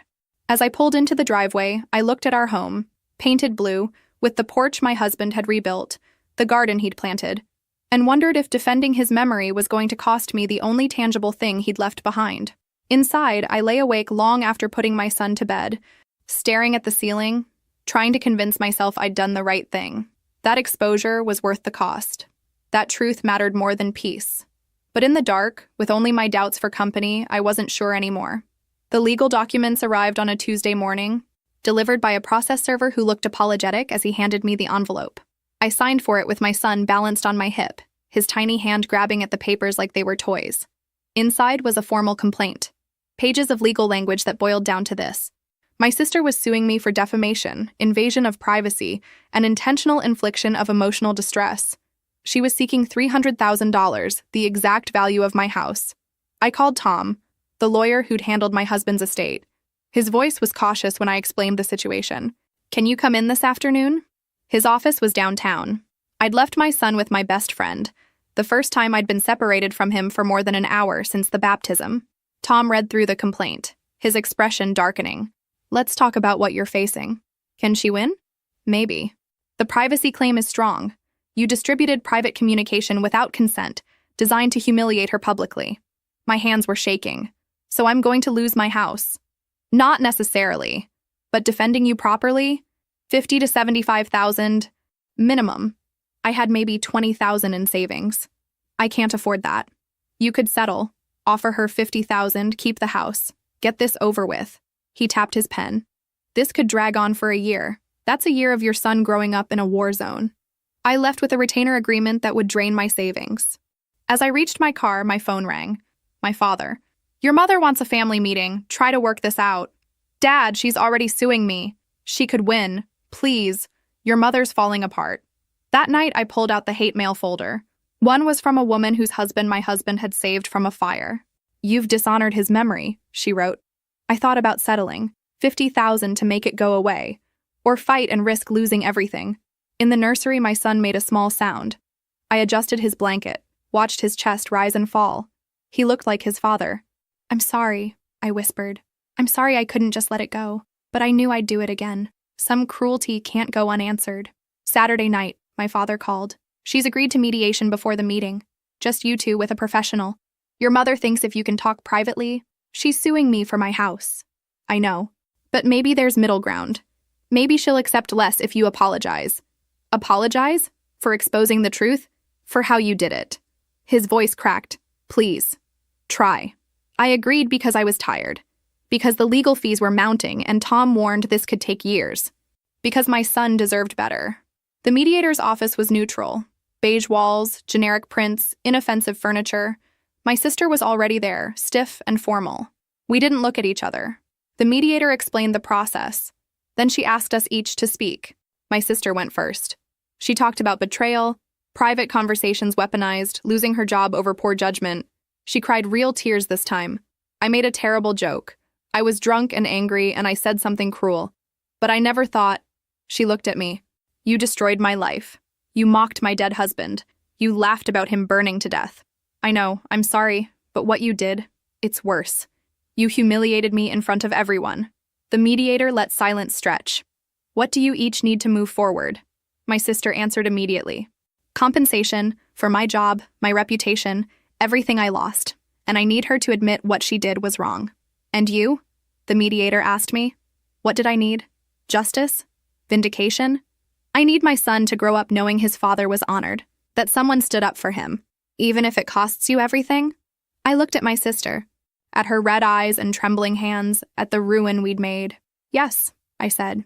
Even then, the mediation collapsed after 2 hours. No middle ground existed between us. My sister wanted me to grovel and pay. I wanted her to understand the depth of her cruelty. Neither of us would bend. As we left, she stopped in the parking lot. "You could have just talked to me," she said quietly. "Before the video. You could have called, told me you had the audio, asked me to apologize privately. Would you have?" I asked. She didn't answer. We both knew she wouldn't have. She'd have denied it, made excuses, twisted it somehow. That's what she always did. "This is going to court," she said flatly. And I'm going to win. I'm going to take that house, and you're going to know what it feels like to lose everything. I already lost everything, I said. The night my husband died. She flinched like I'd slapped her. Then she got in her car and drove away. I sat in my car for a long time before driving home.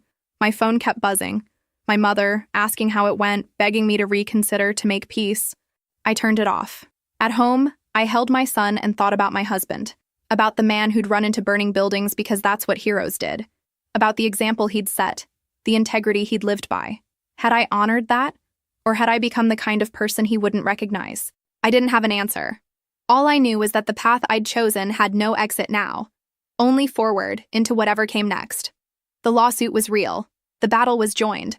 And one way or another, it would end with one of us broken. The months that followed were a slow descent. Discovery began in March. Depositions, interrogatories, endless paperwork. My sister's lawyer requested everything from my phone records to my therapy notes. The deposition was in April. When I sat across from her lawyer, all my preparation felt useless. Did you create the video intending to humiliate your sister? I created it to expose the truth. That wasn't the question. Did you intend to humiliate her? I looked at Tom. He nodded slightly. Yes. Did you consider the impact on her employment? No. On her reputation? No. On your family? Yes. But you did it anyway. Yes. By summer, stress consumed everything. I'd lost 15 pounds. My hair fell out in the shower. I couldn't sleep. My son sensed it. He cried more, clung constantly. Then came the call. Child Protective Services. An anonymous report claiming I was unstable. The caseworker was thorough. She inspected everything, asked about my mental health, scheduled a follow-up, and strongly suggested therapy. I knew my sister was behind it. The therapist asked, "What do you want from all this?" I want her to admit what she did was wrong. And if she never does, then I want everyone else to know. Even if it costs you everything. Legal fees approached $70,000. My savings were gone. I'd mortgaged the house. You need to settle, Tom said in August. They'll accept $75,000 and a public apology. No, you're falling apart. CPS is investigating. Your son needs a mother who's present. My son needs to know his mother has a spine. Your son needs his mother functional. His voice was sharp. People who would rather burn everything down. Is that who you are? I didn't answer. I didn't know anymore. That night, I looked in the mirror. Hollow eyes, gaunt face. Was this justice? My son was crying. He'd been crying more, picking up on everything. I held him close. I'm sorry, I whispered. But sorry for what? For defending his father? Or for letting vindication overshadow being his mother? The CPS worker returned. I don't see immediate concerns, but I'm worried about your stress levels. I'm keeping the case open 3 months. Checking monthly. I need to see you in therapy. Building support. After she left, I called Tom. Set up a meeting. I want to hear the settlement terms again. Pause. Are you sure? No, but do it anyway. Maybe being a parent meant choosing your child over pride. Peace over justice. Or maybe I was just exhausted. The person I was becoming, angry, obsessed, hollow, wasn't someone my husband would recognize. Not the mother my son deserved. The meeting was the following week. My father came with me. My sister sat across with her lawyer. The terms, $75,000, a written public apology, no further discussion. And the house? I asked. You keep it. I need to hear it from her, I said. I need to know this ends it. My sister looked up. I saw the damage, the same exhaustion, the same weariness. It ends it, she said quietly. I can't do this anymore either. Do you understand why I did it? Tom's hand warned me, but I needed to know. Do you understand what you said about him? Her eyes filled. I was cruel, drunk and angry and jealous. And I said something unforgivable. I can't take it back. Her voice broke. But I can't keep paying for it forever. Neither can I admitted. My father exhaled shakily. So it's over? The lawyers exchanged papers. Within an hour, it was decided. Within a month, finalized. In the hallway, my sister stopped me. I'm sorry. I should have said that long ago. I'm sorry about the joke. Everything. I wanted to say I was sorry too. For the public humiliation, for choosing destruction. But the words stuck. We're not going to be sisters anymore, are we? She asked. I don't know. Maybe someday. Not now. She nodded, wiping her eyes. Take care of your son. He deserves better than what we put him through. So does yours, I said, because I'd heard she was pregnant. We parted without hugging, without promises. Two women who'd destroyed everything between them. I drove home with my father. He was quiet most of the way, then said, "You did the right thing. Ending it. I mean, did I? Or did I just give up? Sometimes they're the same thing." He glanced at me. "Your husband, he would have wanted you to choose your son, to choose peace. Would he? Or would he have wanted me to fight for his memory no matter what? He would have wanted you alive and whole. That's what love means." At home, I held my son and cried for the first time in months. Not angry tears or frustrated tears, but grief tears. For my husband, for my sister, for the family we'd been and would never be again. For the version of myself I'd lost somewhere in all this. The person who believed justice was simple. That right and wrong were clear lines. That defending what you love couldn't also destroy you. The settlement would drain my resources. I'd work years to recover. But my son would have a mother who was present, who chose him over vindication. That night, I slept 6 hours straight. The nightmares didn't stop, but they were quieter, gentler. In the morning, I started writing the apology. Not because I wasn't sorry for exposing her cruelty, but because I was sorry for how I'd done it, for the public shaming, for the nuclear option, for forgetting that some battles, even righteous ones, cost more than they're worth. The therapy sessions became my anchor. "Tell me about your sister," the therapist said. Before all this. She was 4 when I was born, the only child. Then I showed up. She never adjusted. I was 5 when I first noticed it. I drew a picture. My uncle hung it on the fridge. Later, I found it torn up. Small cruelties. Homework destroyed. My doll with hair cut off. My parents never believed me. "What changed when you got older?" It got sophisticated. She'd tell me my clothes were wrong. Once I liked a boy. A week later, he was dating her. "Did you ever confront her?" "Once. I got accepted to college. Dad was proud.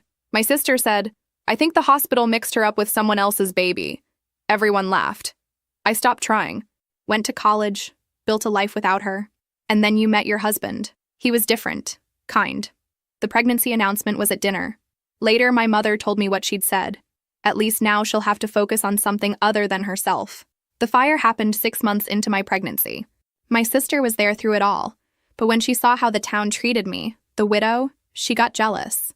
Do you think she always hated you? I think she wanted to love me, but she couldn't get past needing to be better. Does understanding that change how you feel? No. It just makes it sadder. You're choosing peace, but you haven't resolved whether you can forgive her. I'm not ready to forgive her, but I'm ready to stop letting her define me. That's enough. The settlement finalized in October. $75,000. Secured by mortgage. 15 years of payments. I'd keep the house. The apology was hard. I apologize for publicly sharing a private recording. I posted it. CPS closed the case in November. Thanksgiving came. "She's doing okay," my mother said. "Do you think you'll ever forgive each other?" "Maybe forgiveness isn't the point." My mother nodded. "I failed you both. I'm sorry." December came with snow. I bundled my son outside. He touched the flakes, laughed. Second Christmas without his father. I'd tell him about his father eventually, about the man who ran into fires, who died a hero, but also the truth. That being right doesn't always mean winning. I started freelancing. Money was tight. My best friend came twice a week. The firefighter community checked in. Sessions reduced. Healing. Nightmares came less. My sister and I didn't speak. Baby due in April. Some bridges can't be rebuilt. On New Year's Eve, I stood on my porch with my son watching fireworks. He pointed, laughed. He didn't know this year had nearly destroyed us. He just knew he was loved. Safe. That was enough. I couldn't say I'd made all the right choices. The video had been brutal, the lawsuit costly, but I'd survived. Sometimes survival is the only victory. I thought about my husband often. I'd never know what he would have said, but I knew he would have wanted me to protect our son. His photo in uniform still sat on the mantel. In spring, I'd plant flowers in the garden he'd started. My son would help. New memories. I'd keep therapy, keep mortgage payments, keep rebuilding. Maybe I'd forgive my sister someday. Not because she deserved it, but because I deserved peace. For now, I had a son to raise, a house to maintain, a life to live. The past had happened, but I could choose what came next. I chose survival. I chose my son. I chose moving forward. My best friend came over one evening. "How are you really?" "Tired. Broke. But okay." She squeezed my hand. Do you regret it? I regret how much it cost. But exposing her? No. Even if it destroyed your family? My family was already destroyed. What now? Now I focus on him. I build a business. I heal. And your sister? She'll have her baby. Maybe in years, we'll be in the same room. Or maybe we won't. My friend raised her glass. To moving on. After she left, I checked on my son. Sleeping peacefully. We're going to be okay. I whispered. And I believed it. The new year would bring challenges. Mortgage payments, therapy, single motherhood. But I'd face it. I sat in the living room, Christmas lights twinkling. January would come. Bills would arrive. Tonight, I was just a mother whose son was safe. A widow who'd survived. A woman who'd made terrible choices and lived with consequences. I wasn't innocent. I wasn't the villain. Just human. The video had exposed my sister's cruelty. The lawsuit had exposed my own. We'd both lost. We'd both survived. Maybe that was the lesson. Not about justice or revenge, but about cost. About choosing your battles. I'd fought. I'd won and lost. Now I was walking away in acceptance. Some stories don't have clean endings. Some families don't heal. Some wounds scar. But you keep living. You keep choosing. You keep moving forward. For my son. For myself. For the memory of a man who believed in saving people. That was my path now. Not revenge. Just survival, one day at a time. I looked at the photo on the mantle. My husband in his uniform smiling. He'd died saving others. I'd nearly destroyed myself defending him. Neither path was wrong. Neither was entirely right. Life wasn't about being right or wrong. It was about surviving the gray spaces, making impossible choices and living with them. I'd made my choices. I'd live with the consequences. Tomorrow, I'd get up and do it again. Because that's what mothers do. Survivors do. That's what it means to keep living, even when living is the hardest thing. I turned off the Christmas lights and went to bed. Tomorrow would come, and I'd be ready. I thought the hard part was over. I was wrong. February came with bills. Mortgage, Tom's invoice, settlement, numbers that didn't add up. Freelancing wasn't enough, not with a baby. My best friend found me crying, surrounded by bills. I can't do this. Then let some drop. I started selling things. Wedding dress. Husband's truck. Furniture. Each item felt like losing him again. Job interviews were worse. One interviewer found the video. The vindictive widow. The internet never forgets. March brought crisis. My son got sick. I missed deadlines. Lost clients. I called my mother. Can you watch him? Long pause.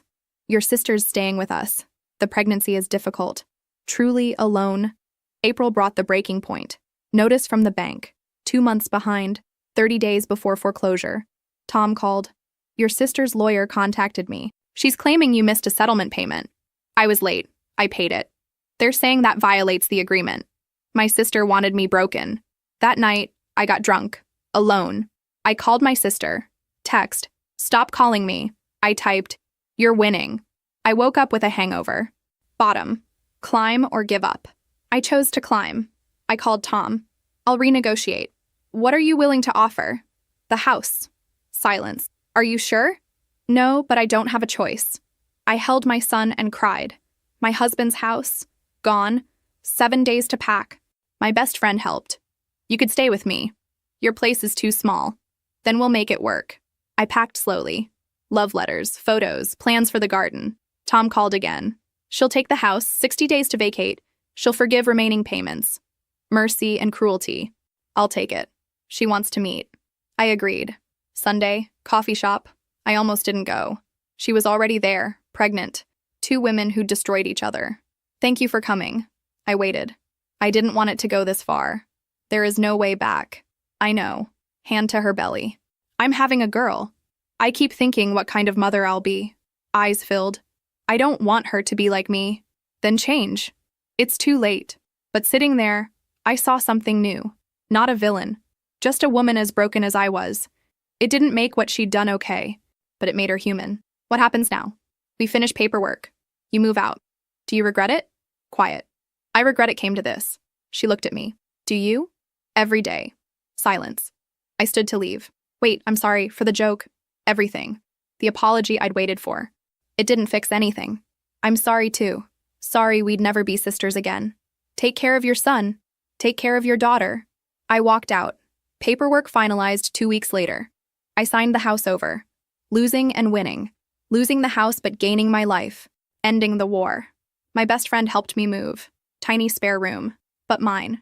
A place to breathe. Rebuild. My son adapted quickly. An adventure. At night, I'd think about everything I'd lost. The house. My sister.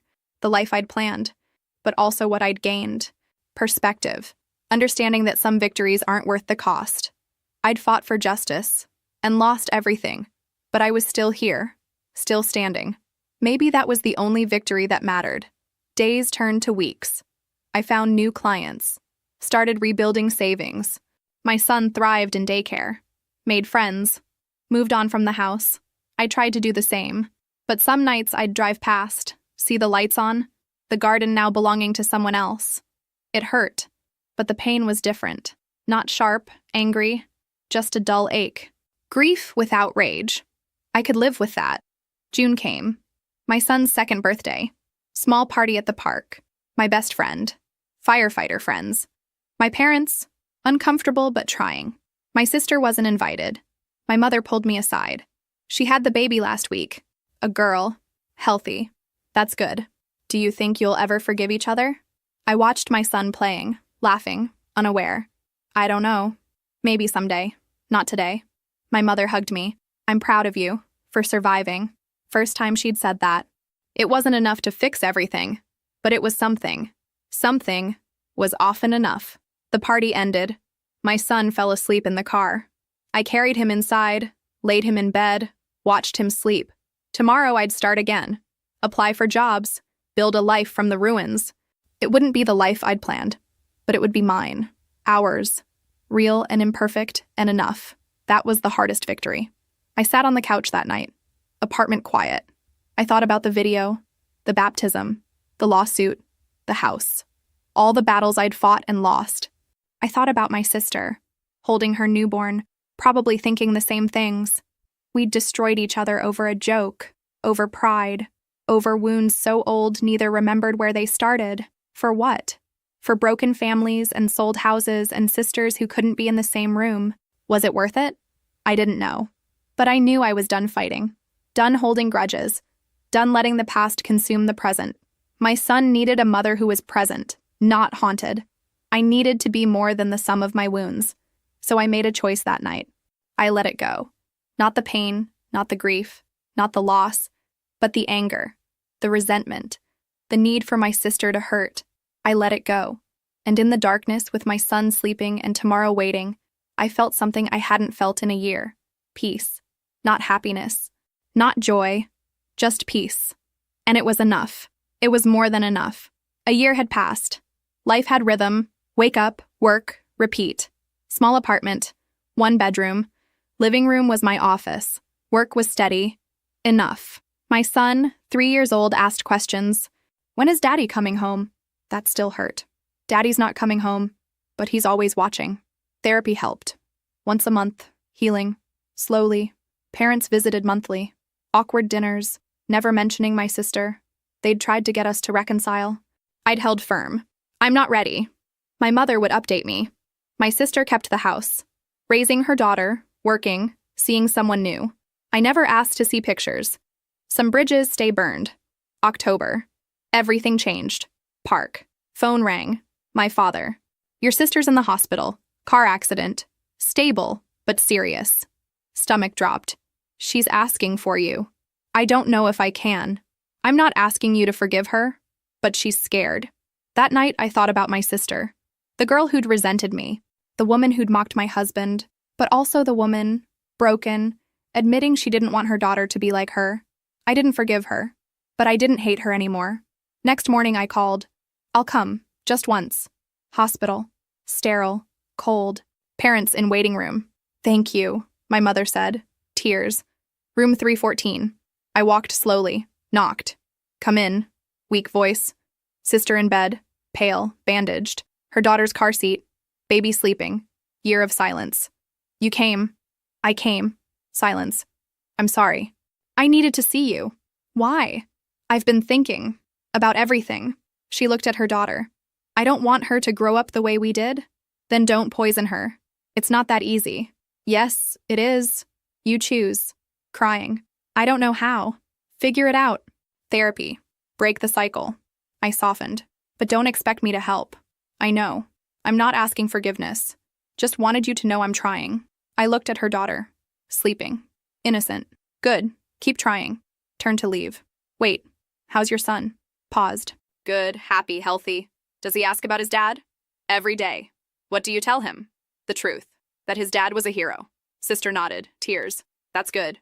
I left. Waiting room. How did it go? Fine. She's okay. I'm leaving. Will you come back? Thought about it. Maybe. Not because we're sisters. Just because it's right. Mother hugged me. That's enough. Drove home. Didn't forgive her. Didn't want a relationship. But didn't wish her harm. Progress. Home. Picked up my son. Held him tight. Why are you squeezing me? Mama? Because I love you. That night, thought about my husband, what he would have wanted. Firefighter because he believed in saving people, even people who didn't deserve it. Maybe that was the lesson. Not forgiveness, just humanity. Didn't mean I had to let them back in. Just meant I could move forward without the weight. Maybe that was enough. Hospital visits became a pattern. Sister recovered slowly. Twice a week. Brief. Mostly silent. Didn't talk about the past. Just sat together. Wasn't forgiveness. But it was something. November. She was released. Moving back to the house with her daughter. I helped. Carried boxes. Assembled furniture. Awkward small talk. Standing in living room. Walls my husband had painted. Didn't hurt as much as I thought. You've made it yours. She nodded. I hope that's okay. It is. It should be yours now. Silence. Do you want to stay for dinner? Thought about it. Son was with my friend. Okay, just this once. Dinner was strange. Safe things. Her daughter's teething. My son's preschool. Didn't talk about the video. The lawsuit. But sitting there, eating pasta at the table my husband had built. Something shifted. Not forgiveness. Maybe not ever. But acceptance. Of what happened. Of who we'd become. Thank you, Sister said as I left. For coming. For not hating me. I'm not sure I don't hate you, I said honestly. But I'm trying not to. She nodded. That's more than I deserve. Maybe, maybe not. But it was all I had. For now, enough. December came. Second anniversary of my husband's death approaching. Father called. We're planning a small memorial at the fire station. Would you come? Will she be there? Yes, but you don't have to interact. We thought, good for the kids. I agreed. Memorial was simple. Photos, stories from firefighters, plaque with his name. My son stood beside me, holding my hand.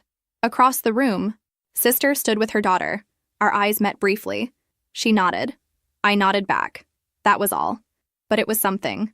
After, my son tugged my hand. Mama, can we see Daddy's truck? Firefighter overheard. Come on, little man. Led my son to the engine bay. Sat in driver's seat. Tried on a helmet. Son's face lit up. I want to be a firefighter like Daddy. My eyes filled. Sister appeared beside me, daughter on her hip. He would have loved that, she said quietly. Yeah, he would have. We stood there, watching our children. I'm sorry, she said suddenly, for everything. I know I've said it, but I need you to know I mean it. I looked at her, really looked. I know you do. Does that change anything? No, but it helps. She nodded.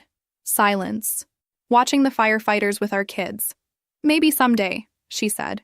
Maybe we can be sisters again. Maybe, but not today. But not never. Thought about it. About my son, her daughter, the family we'd destroyed and might someday rebuild. Not never, I admitted. Wasn't much, wasn't forgiveness or healing, but it was a door left slightly open, a possibility. And maybe that was enough. 3 years after the baptism, 4 years since my husband died, life looked different. Full-time job, marketing coordinator, stable income, my son in kindergarten, making friends, drawing firefighters, talking about Daddy like a superhero, which he was. The apartment was home, painted walls, pictures, a life, not rich, not where I'd planned, but okay. My sister and I had settled into uneasy peace. Family events, polite conversation, distance, not friendship, not sisterhood, but not war. My parents were relieved. I hadn't forgiven her, just learned to live with what happened. Acceptance wasn't healing, but it was something. The lawsuit was distant memory.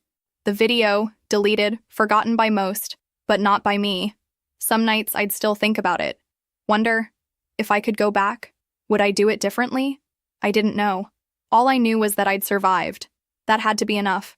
Spring. The call. My father. Your mother's in the hospital. Heart attack. Come now. The drive was a blur. My sister was already there. We sat in the waiting room, not speaking. When the doctor came out, his face told us everything. I'm sorry. My sister collapsed. I stood there, numb. Our mother was gone. The funeral was large. My mother had been loved. People came who remembered the video, the lawsuit. They looked at us with curiosity, judgment, pity. We ignored them. At the service, the priest asked if anyone wanted to speak. My father was too broken. My sister shook her head. I stood. My mother was complicated. She wasn't perfect, but she loved us. She loved her family, and she tried to hold us together. I looked at my sister. Even when we made it impossible, my sister's eyes filled. After, my sister approached. Thank you for what you said. I meant it. Pause. I keep thinking about all the time we wasted. Me too. Do you think she forgave us? I thought about my mother, the dinners, the attempts, the hug. Yeah, I think she did. Do you think we'll ever forgive each other? I looked at my sister. Older, tired, worn down. I don't know, but maybe that's not what matters. Then what does? Maybe just not hating each other? Just existing without the anger? She nodded. Is that enough? It has to be.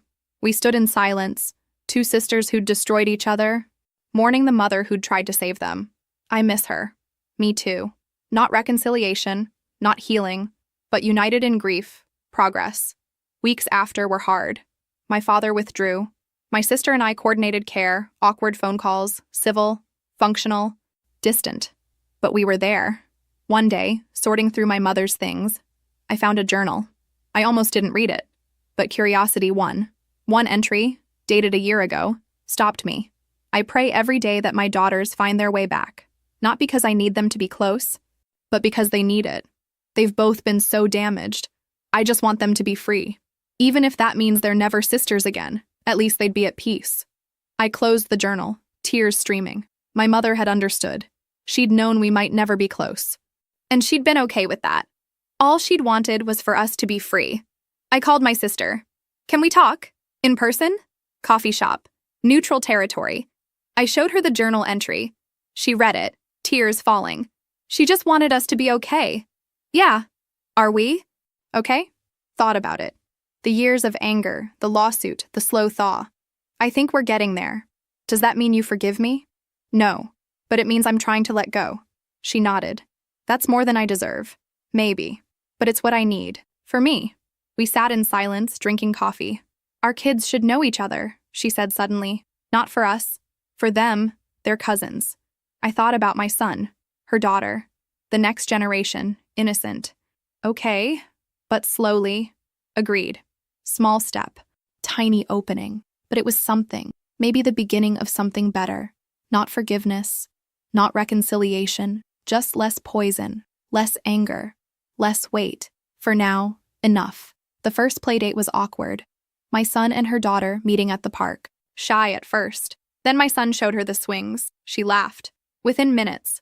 Playing like they'd known each other forever. My sister and I stood apart, watching. Kids are resilient, she said. Yeah. I hope they never have what we had. They won't. We'll make sure. She looked at me. Will we? Yes. Because we know better now. We know what it costs. She nodded. We stood there, watching our children, two women bound by blood and broken by choices, trying to give the next generation something better. Not much, but a start. Later that night, tucking my son into bed, he asked, Mama, is she my cousin? Yes, sweetheart. I like her. Can we play again? Yes, we can play again. He smiled and closed his eyes.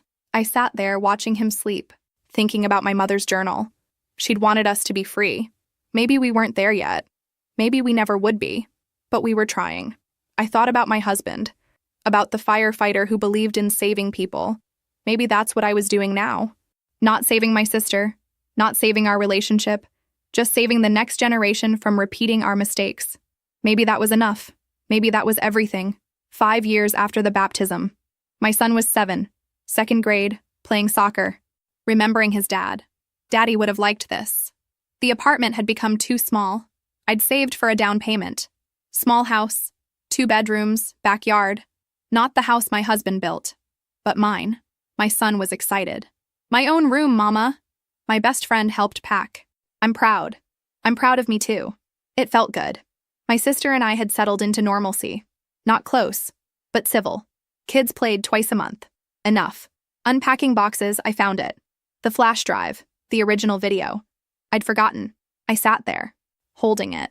Part of me wanted to destroy it, but I needed to keep it.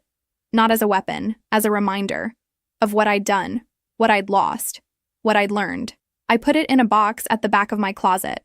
Relic of a war I'd finally stopped fighting. My son came running. Mama, can we put up my poster? Of course.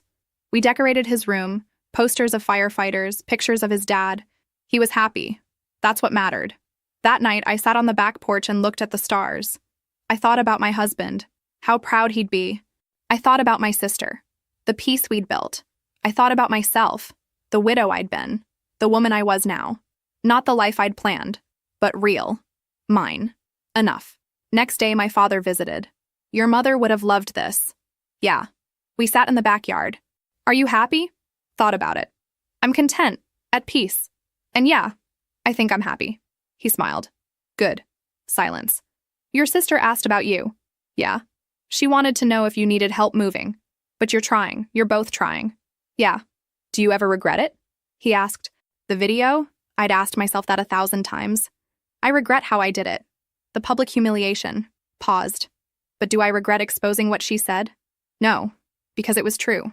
Even when it costs everything? Even then. He looked at me. You've grown up. I had to. He hugged me. I'm proud of you. After he left, I sat on the porch, thinking about choices. I'd made so many. Some good, some terrible. Each had cost me something. Each had taught me something. And now, sitting in my backyard, with my son safe and happy, I realized something. I'd survived. Not just the fire, not just the video and lawsuit, but all of it. I'd survived. And that was worth everything. Later that week, grocery store. I saw her. My sister. Eye contact. Froze. She approached. Hi. Hi. Awkward silence. I heard you bought a house. Yeah. But mine. That's great. I'm happy for you. She meant it. Thanks.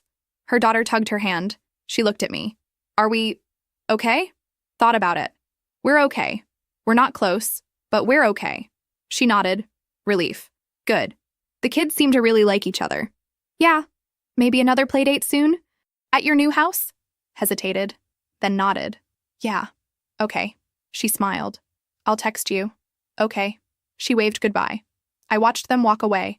2 families, broken and rebuilt, trying to coexist. Not much, but something. And something was always enough. That night, tucking my son into bed, he looked up. Mama, are you sad about Daddy? Sometimes, sweetheart. I miss him. Me too, but I'm glad we have our new house. Me too. And I'm glad I have my cousin. He yawned. Do you think Daddy's proud of us? Tears. I know he is, sweetheart. He smiled and closed his eyes. I sat there watching him, thinking about my husband. He would be proud. Of our son. Of the life I'd built.